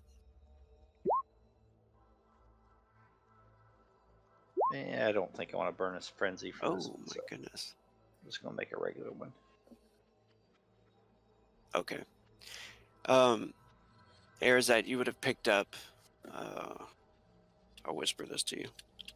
as you guys are walking through the marketplace, we'll say Arazat figures this out, you know. From the journey, the 3.5 days of journey, the whispers and stuff that you heard on the ship, mostly between the higher ranking, the captain and the first mate and stuff, they whispered about a storm that they were worried about beating, right? Arazat figures this out, though.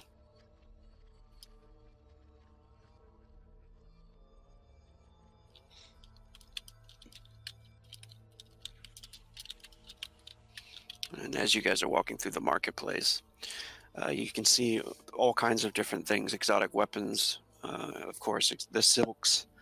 Farrah is really excited, and but she's also very cautious and stays kind of near Jubo more than anyone, probably. As they're walking about, and suddenly something seems to occur to Arazat, and some pieces have fallen into place, and he says to Jubo, "May I have a quiet word?" And he's not wishing to hide it from Halaha and Belt, or even necessarily Farrah. Probably not keen to tell her, but mainly avoiding prying ears around them. And Jubo, said to Farrah, please stay here and look at these silk cloths. I'm going to go right over here in this alleyway and talk to Arazat here. My eyes are on you. Please stay close. And Arazat will sort of beckon Halaha and Veltin if they're around as well. I will go no more than 5 paces away. What is it, my friend? It's just a little thing, really. I've put a couple of things together. It wasn't a storm that the captain was concerned about. They're concerned about enemy ships. I think the ship's in danger. Oh? What? I think there's some concern that the Black Armies are on the move. We may get caught up in everything. I don't think we can afford to tarry. Then we should drop the girl off to her future husband and leave as quickly as possible. Yes, I think it would be a good idea. I don't think any of us wish to be caught up in all this. But yes, when he's referring to black clouds, I think that's what he means. Then Farrah Caerdunn should be dropped off at her lover's post-haste. I did not know that our ship was wanted by others. There's always danger in the Sea of Spears, but this did not reach my ears. Well, I'm just going by what I've worked out from what they're saying. They've been a little coy with their words, but I am used to being around those who are indirect with their speech. The obsidian scythe does not discriminate when it comes to destroying ships. We should not tarry. Jubo exits the meeting, goes and grabs Farrah's upper arm. Come on now, dear. We're going to go find your lover, and you're going to stay with him forever. You're going to live happily ever after. We will leave here. That gives a sort of his usual sort of sickly smile that he gives when he's nervous, and goes, A what? "Yes, congratulations." Just sickly, not sickly sweet. Come on, dear. I'll usher you to your long lost love. I'm sure you will spend many nights together in wrestling and passion. It will be great. But we must leave. I said, what is it? Ah, bad weather. Ah, bad weather. I have Well, no, I have no Yes. problem hurrying up my meeting, of course.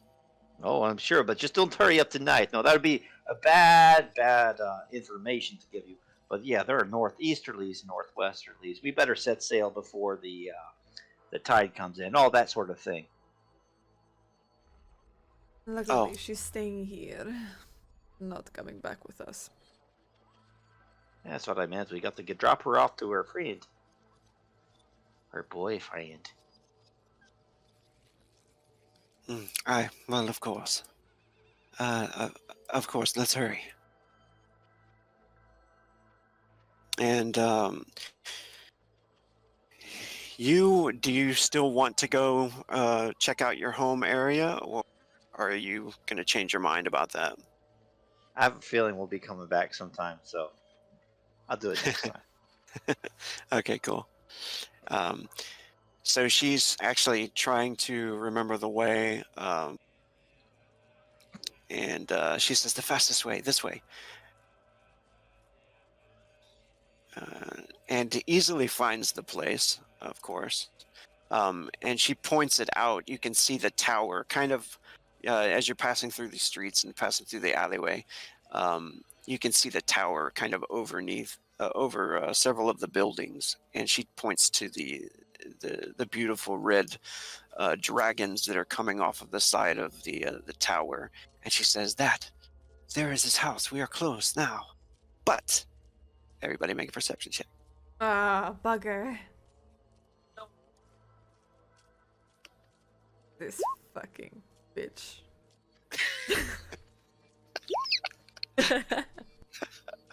Oh no!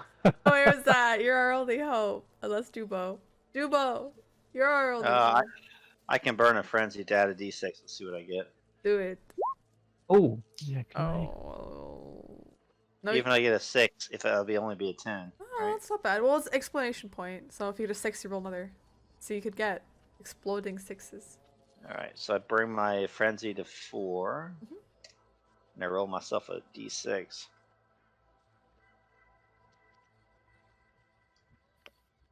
There you go. 14.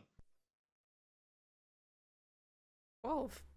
Oh, 14, nice. 12! It's an 8. 12. Oh, 12. 14, maybe, in my math. Man math. It's Dr. Math. Bo's homeschooling his kids. As you guys turn the corner and she's getting excited about being close to the house, you notice a woman.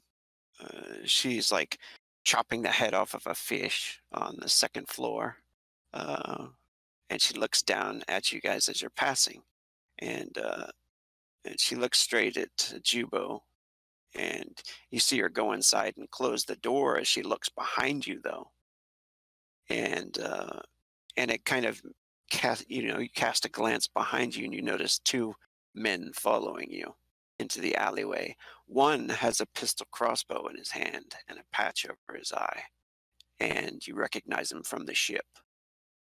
And that's when you look ahead of you and you notice some other men turning the corner to block you off. Farrah, er is that wild. Do not look surprised or as if you notice anything, but we are being followed and we are being hemmed in from both directions. I sense danger. Be at the ready. Arazat looks very scared and says, "Trapped! Trapped!" It's fine. Yeah, Just yes. wait. Trapped like a rat, as the expression goes. We can talk our way out of this. You notice these are all men from the ship, and none of them that you got to know very well, but you probably would have seen a few stares here and there. And this one here, the half-elf, He looked like a roguish type of fellow. Unkempt hair and half of.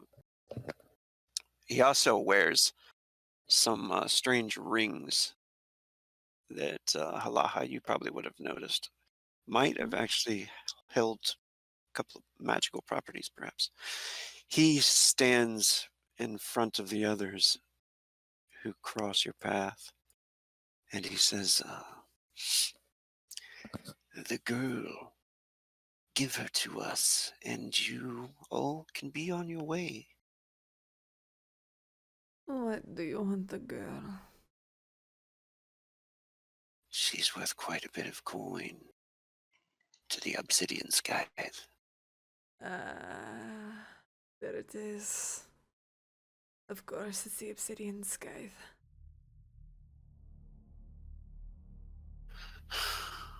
We don't care about those fuckers either way, but they can be very persuasive, and they are quite rich. They can indeed. And they are. She glances up to Jubo, back to Erzat and Velt. I do not think that we can get away with this without giving up the girl or fighting. You're not going to give me away. She looks at you kind of hopefully at Halaha. She looks back at Farrah. Who did you call a whore? Girl. Would you like to apologize? I'm so sorry. Does she mean it? She does. She does really mean it. She's like, her eyes are welling with tears. But I just laughed. I couldn't do it. You're... I'm sorry. Like you're kind of like, I am so sorry. She looks to Farrah and says, "There is definitely something that I see that you and your father share. It's being gigantic pussies."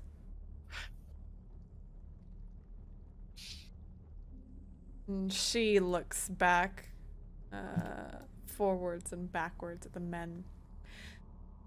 I suggest that you forego this cash prize for this girl. It will not end well for you, should you try.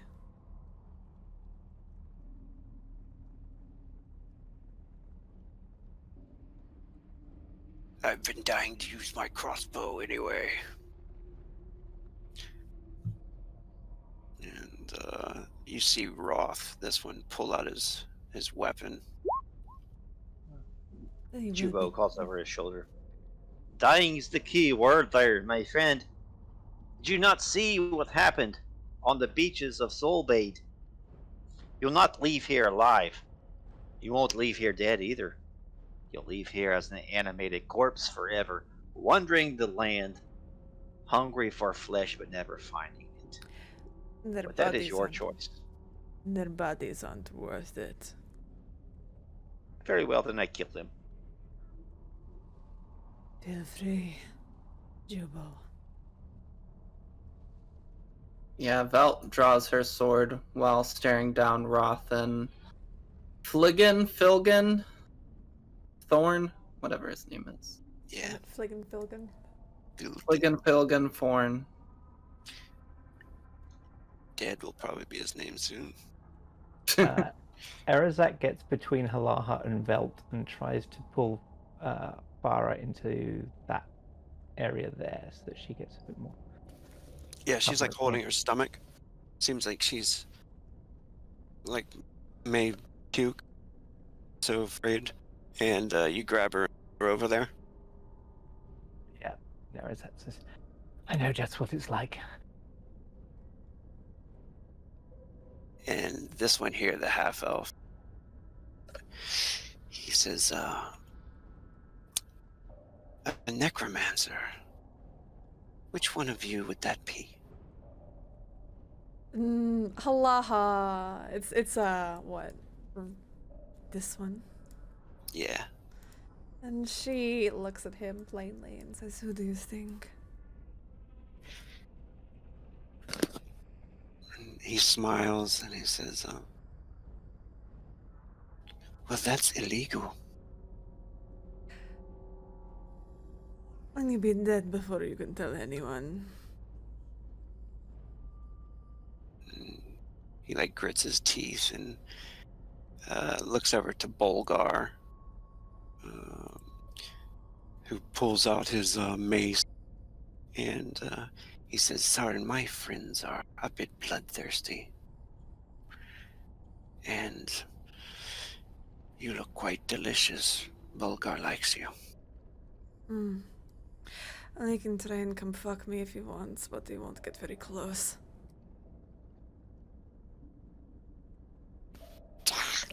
I'd say it's initiative time.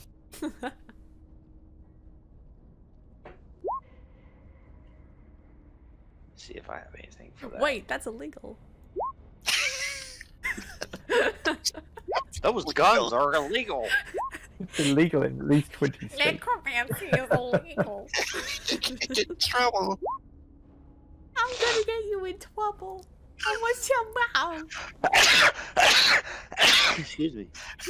I'm gonna tell Jimmy's mom. When they're getting their ass kicked. Guards. Oh, 3? What the Help fuck? me. I'm actually kind of nervous. I'm last. Second to last. You'll be fine. Hopefully. I'm really Unlikely. nervous. Level 3, no armor. Awesome. You've no There's armor that still? Oh my god. I don't fucking play. That's Oh, damn it. true. Oh, we did I've- give him a little bit of armor. I have a little bit. I have some as well if you need it. Just like, No. you could have it. Juba has a death wish in character anyway. Oh, so it's hey, fine. you invalid. You should hook up. Amy, what's up? Hey, fam. Let's be friends. Let's kill these fools fast. Let's do this. Yeah. All right, let's do it quick. Hey, there's that. Erzat, you're first. He's gonna throw a knife. Throw one at Roth. If it's gonna kick off, he just wants to try and kill him first. Throw a knife at Roth IRA. Yeah. Okay, cool. I don't know if you have quick blade. Do you? No. All right. Not. Did you get a knife ready? I've got a. No, I didn't. Okay, so like one action to pull, and then one action to throw. Okay. Or you can burn a frenzy and make it a heavy attack throw. Yeah, I'll do that. I'll burn a frenzy. Make Cool. a heavy attack throw. Throwing It's knife. gonna be all frenzy all the time. Is it what? 2 action points attack? Yeah. Okay. You're throwing it at Roth here? Yeah. Cool.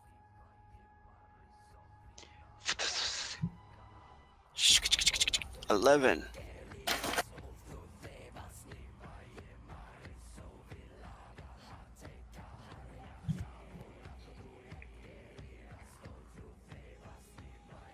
Oh, Hey! right through armor. Yeah. Cool. So how do I roll damage? Okay, so go to damage up top, and then go to your Oh, yeah. throwing knife. And when it goes to, just skip modifier, but when it goes to power, put a 2. That's for your heavy attack. It's times 2. Hey! What Wow. does that look like as it kills that dude? Yes! Rat Um, boy. So, Erazat just been hiding behind Velt, and he was really hoping this wasn't going to kick off.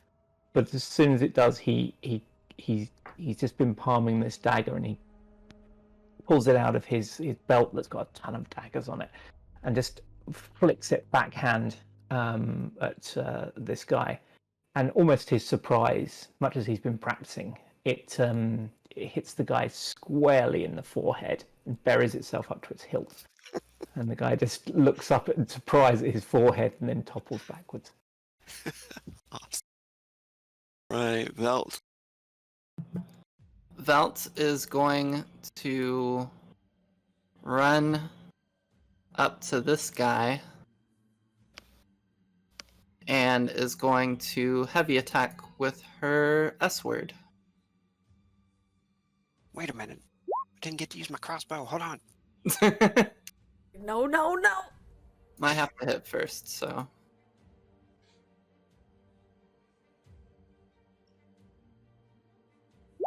And he's just gotta dodge. That's all he can do. Oh. The biting thunderblade. You swing. Whiff.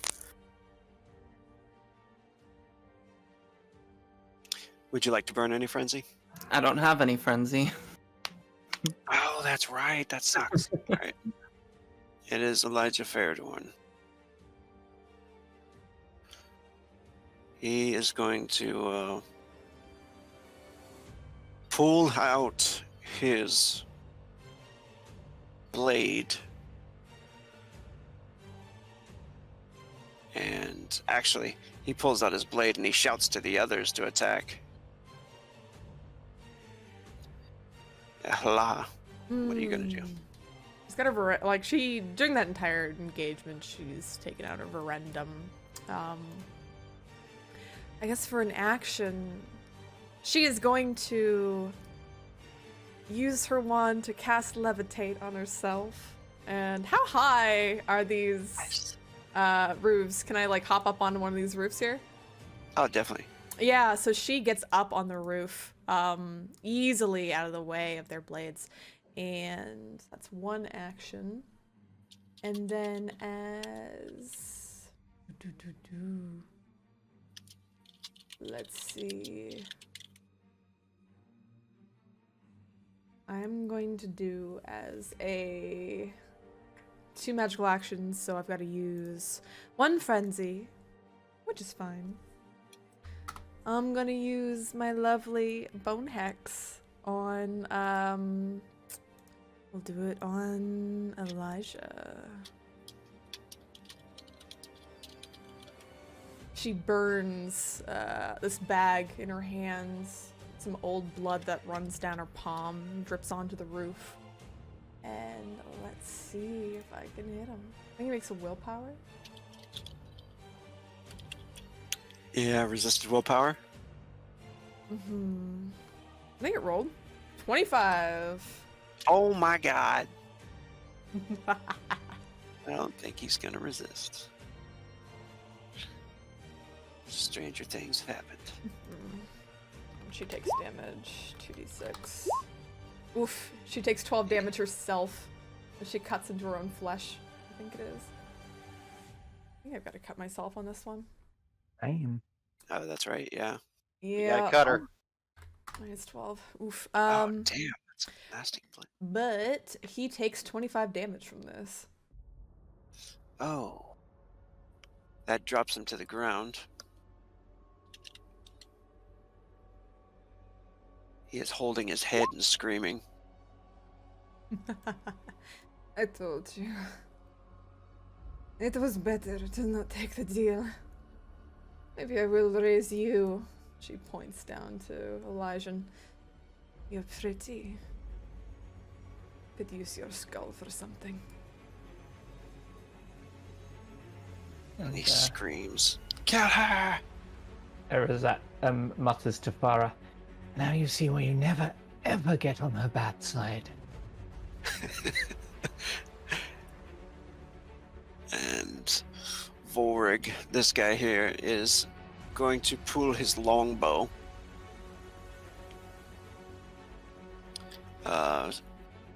Snatch an arrow into place.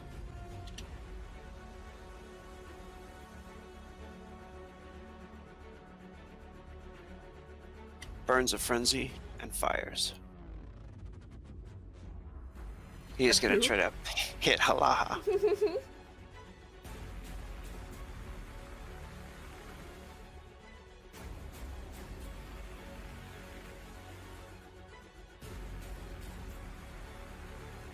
I should have cast something else. How much health does Halaha have? 38? Oh no. Oh no. No! I don't think I'm gonna... Oh my god! Can I cast a spell back at him? Damn. Yeah, you can cast Bone Oh Blade yeah, or- get fucked. One or sec. Bone Burst. What Yeah, was bone blade. it? Spear. One spear, yeah. Yeah, she somehow what she does is she dodges out of the way, but she catches the I'd say she catches the arrow, and it seems like she throws the arrow back at him, but it's actually a piece of bone. Ah, that's cool. Mm-hmm. 13. He shits his pants for one action. Let's see here. Defense. Ow. Oh, Crash into the side of the building. and now there's Bulgar, who has his spiked mace in hand. He charges. He's charging at Jubo, but he can only make it to there. So he's just running with his spiked mace over his head. Just, he looks like maybe a barbarian from a distant tribe. Jubo's turn. Jubo has his blade bared.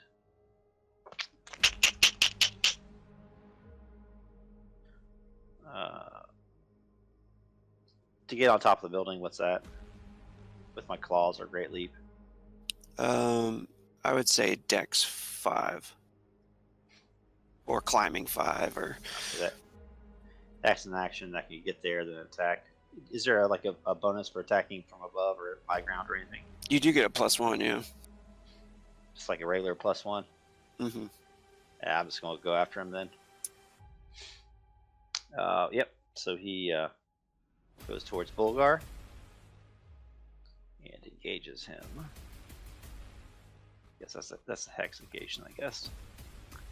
And I'm gonna do blade form and then burn a frenzy to do a heavy attack. Nice. Blade form 1 action, burn frenzy, heavy attack. Cool.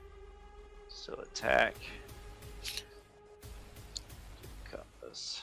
I was thinking about it. Like if you get behind him, if you attack from behind, that's a +1. Above is a +1. All I can think of right now. But yeah, that would have been cool.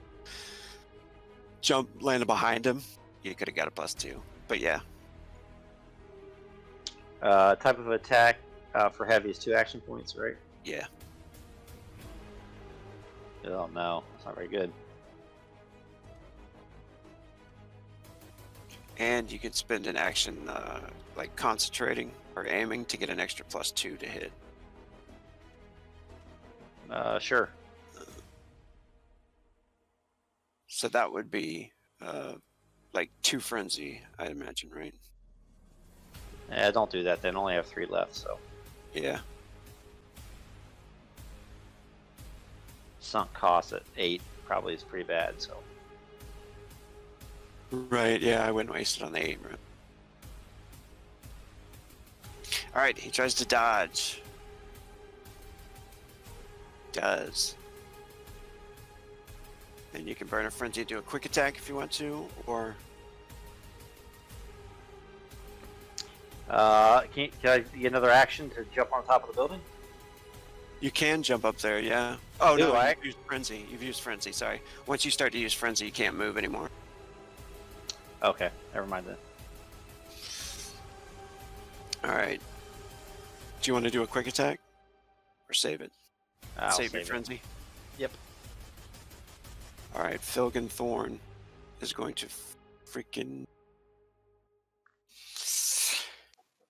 You're up on him now, so he is going to pull his blade for 1 action. Burn a frenzy and heavy attack. All right.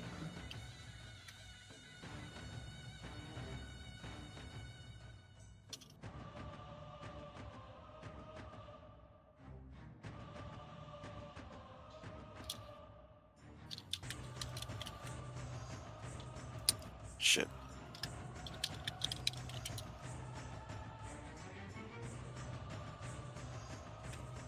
Why is that not working? Sorry.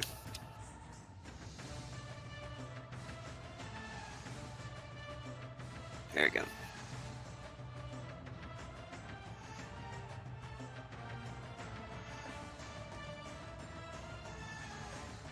Oh, All right.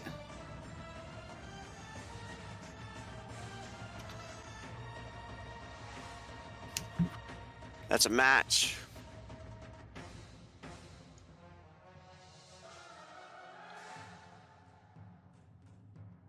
So that happens to me.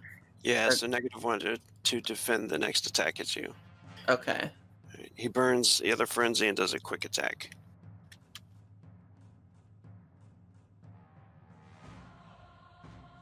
And then on your modifier to defend, just put a -1.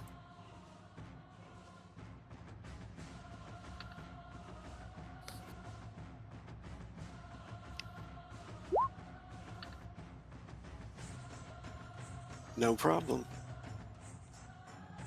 Roth is dead. He twitches with a dagger in his forehead. It is Erzat's turn. Okay, so Erazat, I think, has got a range of 6 for the throwing knife. So he kind of looks around. He sees Jubo's engaged with one guy, and Velt is with the other. So he moves up to about, I guess, about there. So about 6 away. So he moves into what he thinks is range, and then he's going to throw a dagger at this guy. All right. And he's actually on the ground, holding his head, blood coming from his nose. He's trying to get up back up on his feet. That's why he seems like a good target. Yeah. So Right. so it's pull a knife for one action and throw it for the second one, and then you'd be done.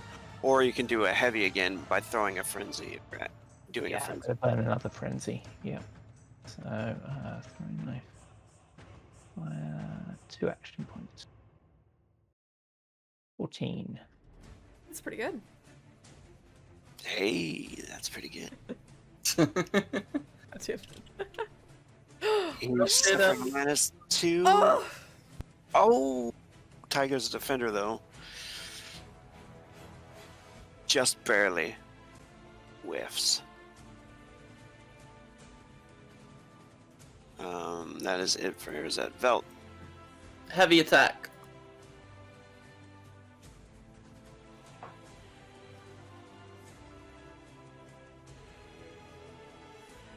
Damn it. Oh my goodness.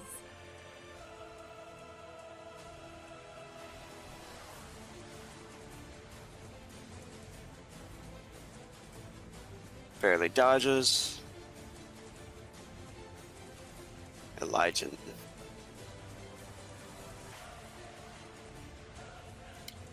Alright, now he's going to cast a spell. Can I decide now to counterspell? Oh no! Yeah, Yep, you do have a fuck counter you, spell, right? counterspell. As she waves a Wait, hand. yeah, you want to wait Yeah, till I'll he wait. rolls? Sure, yeah. Because it might, I don't know, it might suck. True. He might, like, fuck himself, so let's see.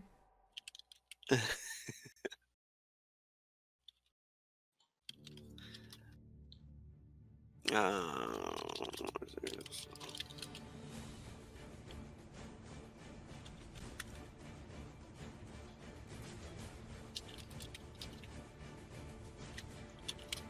you have any frost resistance? Nope.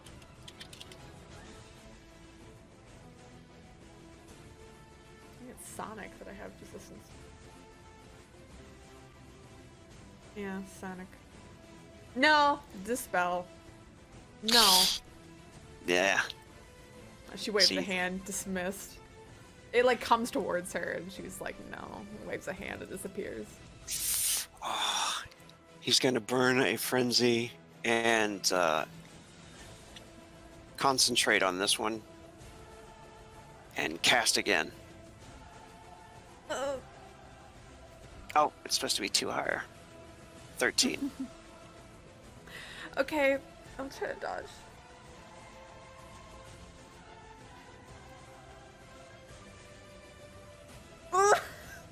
Do you have Astral Mirror?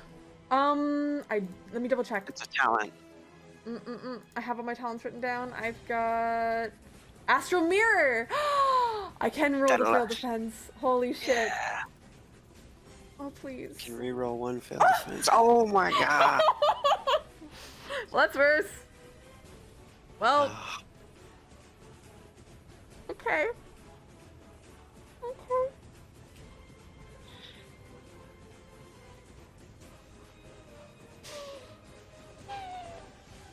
that's funny. I Oh. see. She gets hit in the shoulder. She lets out. It's more of a pleasant scream than anything. It's a bit fucked up. Little moan. Just It's in your case turn. Erizat wasn't freaked out enough. Oh, He's got that was enough damage to knock you over, was it? Yeah, that definitely is enough damage to knock her. She's levitating though, so Oh, that's right. I think I have Yeah, you're elemental good. stand too. I do. Yeah. Is it like 1d6 mana or something like that? I can't remember. Yeah, I think it is a Okay. little. It's really low, but hey, -3. Yeah, she just stands up, real easy. I'm still floating. Great. Yeah, she just says, hit me again, but she'll cast Necro Armor.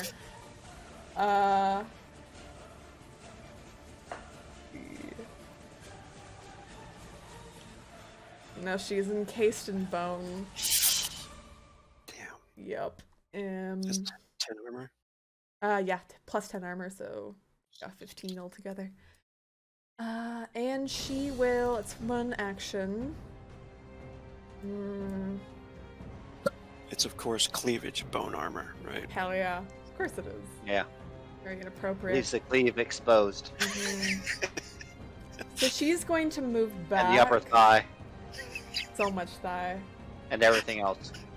It's one piece of bone. She's One gonna piece of move bone. back slightly, maybe to get out of the way a little bit of, you know, the range of Vorig, yeah. And she's gonna cast Flesh Rend on Elijah. Poor Elijah. Oh, fuck that guy. I think I have a +1 actually to all my castings because Verendum, so. Mm. 13. And I use a frenzy for that. Yes! Fails. Ah, motherfucker. Thank God. As a large whip somehow materializes from Halaha's hands, reaches over and across Erizat, striking down at Elijah. And let's see what it does. It's times 6. Power 6. He's dead. How much HP did he have left? He had 10. Oh, that's it? Ugh, waste. So she gains back 10 HP. You kind of see the blood from Elijah as it escapes him from the flesh rend. You see it, Erizat. It starts to just snake up the wall towards Halaha. Yeah, Erizat recoils back from. She just says, guess you can't do much. Disappointing. Vorig is unhappy and probably a little bothered about seeing his friend get ripped open like that. Or friend, I don't know, that's a tough word there. Willpower check, target number 5. Vorig starts to flee. We'll say he does. It's not a terrible loss, so we'll say he is running and gonna try to fire one more time. So while he's kind of skipping across the ground at first, he pulls an arrow out and he shoots. This is going to be -2 for him, and Halaha, you're going to have +2 cover. Actually, the range might be pretty bad too. he's good. +1. You can have +2 cover. Ooh. Oh my god. Well.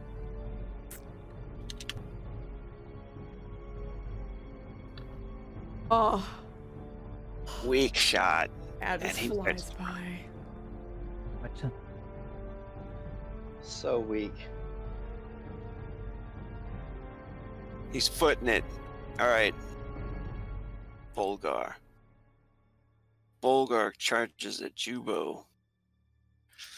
And he gets to there and he tries to heavy attack Jubo with that spiked mace.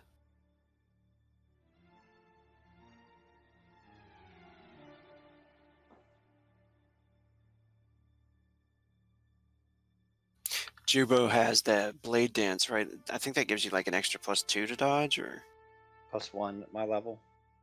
oh, okay. So So you, dodge. yeah, you can do dodge or block with melee. Let's do that. I wouldn't parry, of course. Hey, Nice. That is an instant attack back. coming through, old man. You know So- what, though?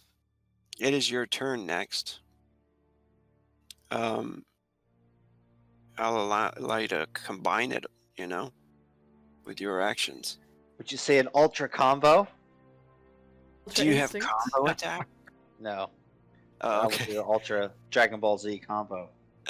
If he had combo attack, he could totally do that. Nah, I don't think I have that just yet. So yeah, at first I'm gonna do heavy attack. To him.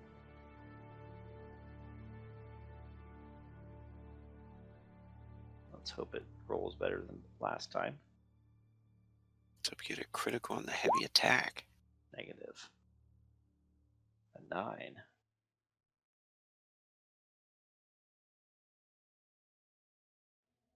He's gonna dodge. He dodges. He brings his head back.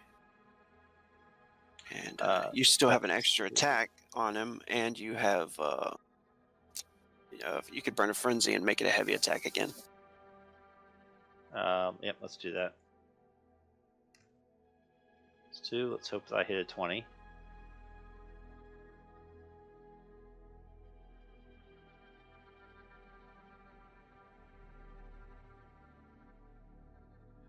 No. Damn it. D20 +2 for Sword Masters. Very good. And he dodges. Well, you could burn one more frenzy and use a quick attack. Sure. That leaves you with one frenzy left.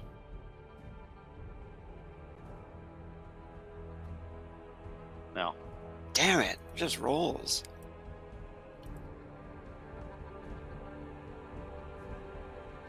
Oh, that's a natural 1 and no armor. So get damage. Yep. Damage. Cutlass. No modifiers. And it's at ×2? Or no? No, this one's just a quick attack, so it's straight. Oh, Wait. but it exploded.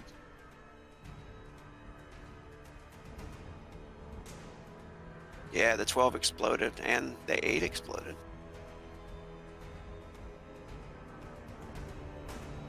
Alright, so he is heavily wounded and on the ground. What's that look like?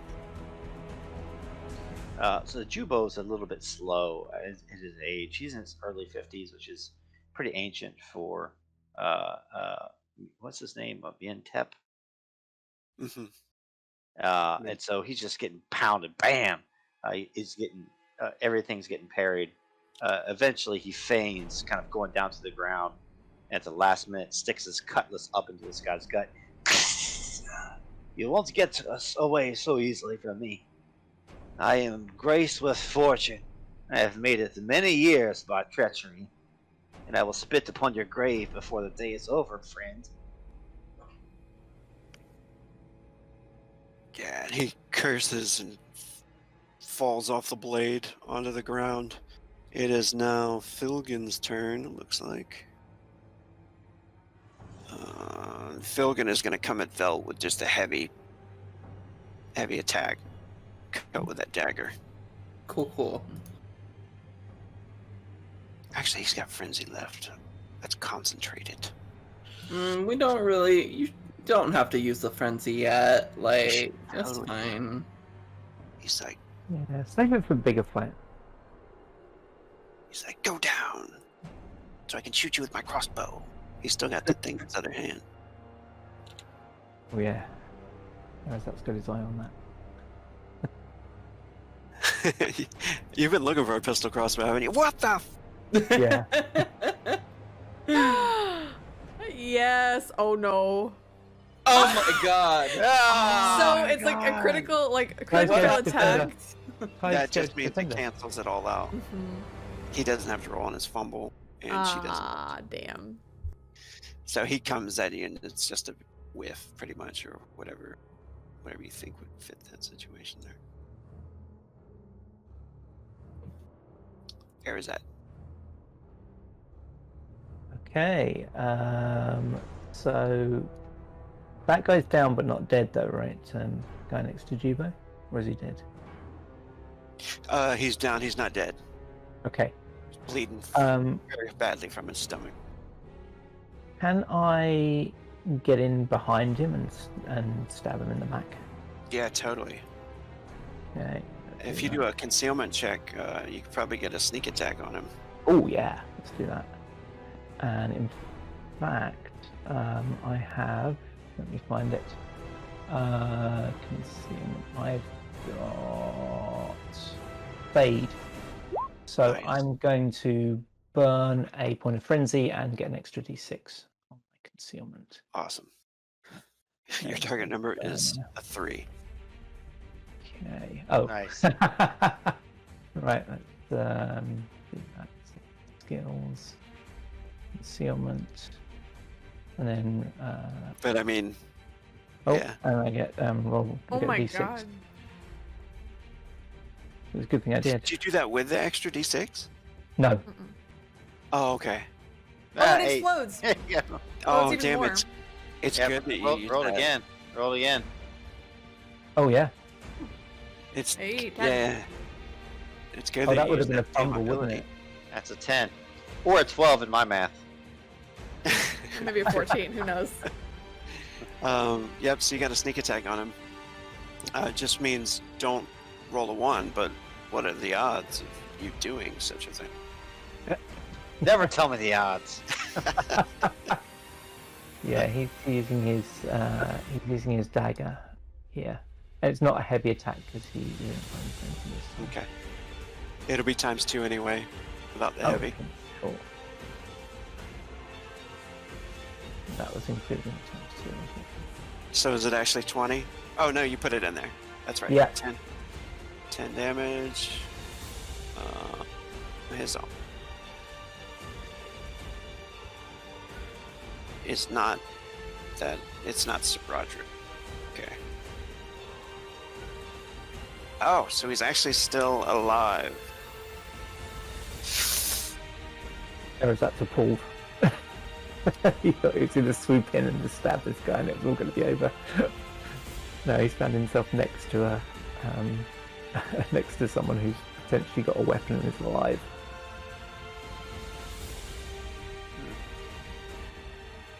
All right. Would you like to burn a frenzy, or Finish him. Oh yeah, because I could make that a heavy, couldn't I?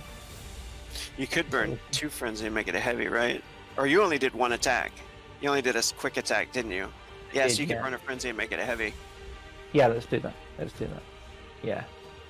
He does get to try to defend, but I mean, he's outnumbered right now, and he's wounded. So he's got -5 to defend.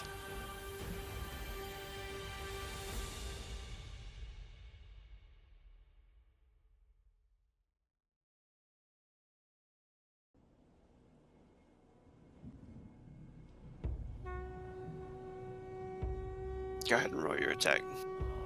Oh, sorry, roll another one, do I? Okay. As he falls back, you kind of stabbed him in the back, you know. Some of his hide protect him. Hey. He falls back. Oh, that's -5. Oh no. Still makes it. Oh my god. This Oh, Jesus boy. Christ. He throws his mace up, and basically your dagger just kind of locks in there with him. Velt.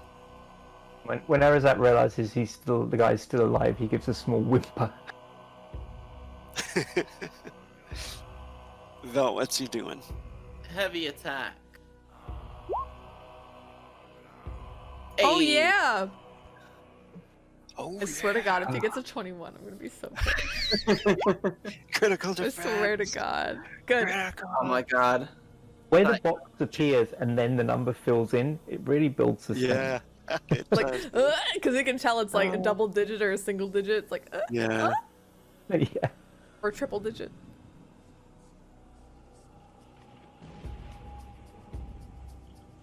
All right. Get that damage. Damage is power 2.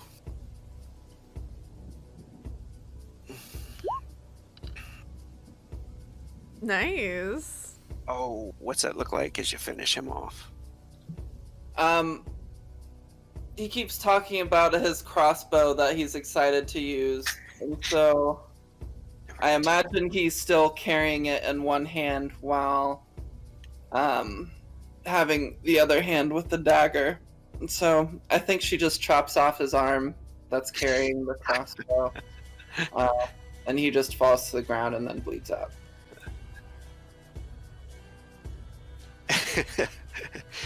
He looks at his arm as blood's spurting out, and then looks back at you before falling over. Elijah has been torn to pieces. It is Halaha. It is Halaha. She is going to very ominously float down from the roof. Just kind of hover there for a second. Look down to Volgar on the floor. And she just says, "Any last words, ruffian?" I'll see you in hell. And she is going to, I think it's 2 actions. She's gonna start with Rot. Let's see if she hits. I don't think I have it on here, but I'll just roll Flesh Rend.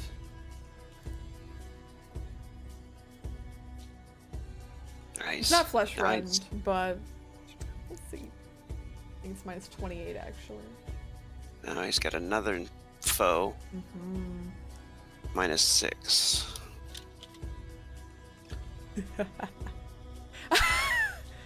Oh, this man is about to fucking die. Okay. Oh.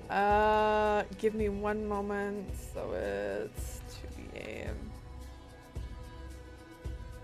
Come on, multiplier 6. Oh. So, what happens? I'm guessing this kills him very easily. Yeah, definitely. So you see as Halaha extends a hand, if you kind of imagine the like Dementors from Harry Potter, like their souls kind of be like pulled out of their face, except it's his flesh, and you slowly start to see him age rapidly before your eyes as bits of flesh start to get pulled into and towards Halaha's hand that's outstretched. As she closes it and crushes it, all that's left of the man is just a dusty old man. Oh, there's no HP to this. Yeah, he wasn't cursed, sorry. No. She just like rubs her hands together and you see ash leave her palms and flow onto the ground.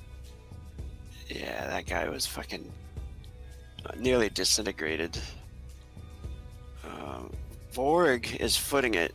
You guys just letting him in, run off? Yeah. Yeah, unless I can reach him somehow. I can try to bone spear him later. Actually, I still have actions, I think. I'm gonna bone him. I can bone spear him. I can bone him. I'm gonna bone him. I'm gonna bone him twice. Give him the long bone, as they say. Give him a ham bone. Too frenzy. Yeah. Do frenzy. Pew pew. Okay, first one. Or aim for. Nah, we're doing 2. Okay. He's running. Give him an extra bonus in his defense. Oh. Oh, Is he gonna shoot back at me? he doesn't have the Good. it loaded. Alright, the second one, only a 12. So he's like hauling ass, running. The first one shatters. Ah, the second one hits though. And let's see, spell effects. And spear. I'm gonna use my electricity thing on this. Oh. Because I've got that. I've got a thunder thing. Yeah. That adds what? 1d6, I think? Yeah. D6 on the modifier. Oh, So you it's put a just a +1. D6 and X. Oh, is it? Okay. It's just a 1. No d6. But it's That's electrical. still pretty nice, yeah. No, 24. Ah, he's still alive. All right. Bulgars. All right, what does that look like? So as he's running, she shoots a bone spear at him first, and it just lands, sinks into the side of this building here. As he runs by, she curses, firing again, and this one clips him in the knee, digging in deep.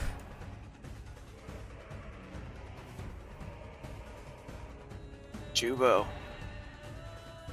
I'll do whatever I need to do. I do have retractable claws, so I can just climb up here with, I think, like normal difficulty, just normal movement. And if I can get to here, You can great leap him. I can do it with great leap and get him. And Yeah. I don't want to have my blade out. I want my claws out. Yeah, claw. tear him apart, Jubo. So you hear Jubo just roar, and it's like you haven't heard it before. It's like a lion. He leaps up on here and like jumps to in front of him, and he says, "Where are you going, my friend?" And just he sticks his right hand out, and these claws sprout out, and he tries to rip it across his face. So it'd probably just be a regular attack by that point, I'm guessing. Yeah, you can, because movement doesn't take any of your actions. So you can just, you could even concentrate it if you want an extra +2. Yep, concentrate, extra +2. So claws, 2 modifier, Yeah. 1 action point. Bam. Come on, Jubo. RKO him. You might get away still. Give him a pounding. He is on the ground. Well, I would like that. She would watch. Yeah.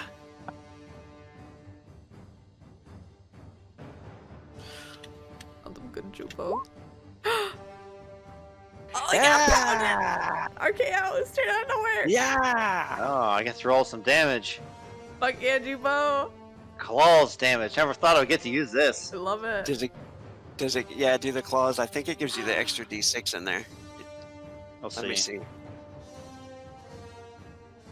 Whew. What's it look like as you kill him? Yeah, he tries to get away. He stands up. He's like, "What?" And his claw just comes across his throat and rips his trachea out. And he falls to the ground. Nice. And to speed things up here. Oh, we did start a little late, so I guess we got the time back. Sorry we went over. Just a little bit. You guys make it back to you take her to her beautiful prince or her beautiful lord. And she thanks you. She even thanks Halaha. And She does tell you all good luck in the future. Nalaha will give the advice of don't let a man control you before they depart. She nods. No witty comeback or anything like that. She turns around and runs to her lord. And you guys take the long 3-day journey back on the ship.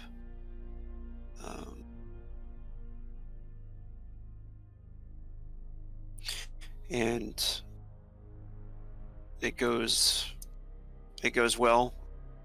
Nothing happens. Nothing horrible.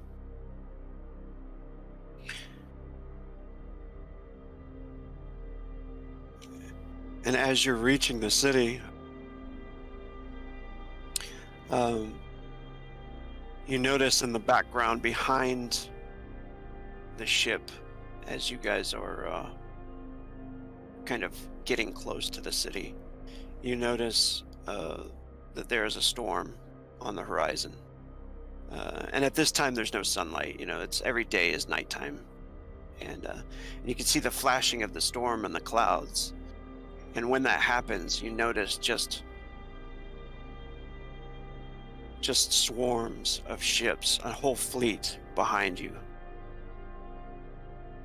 And they're coming all towards Soulbade. And that's where we'll end it. Hey.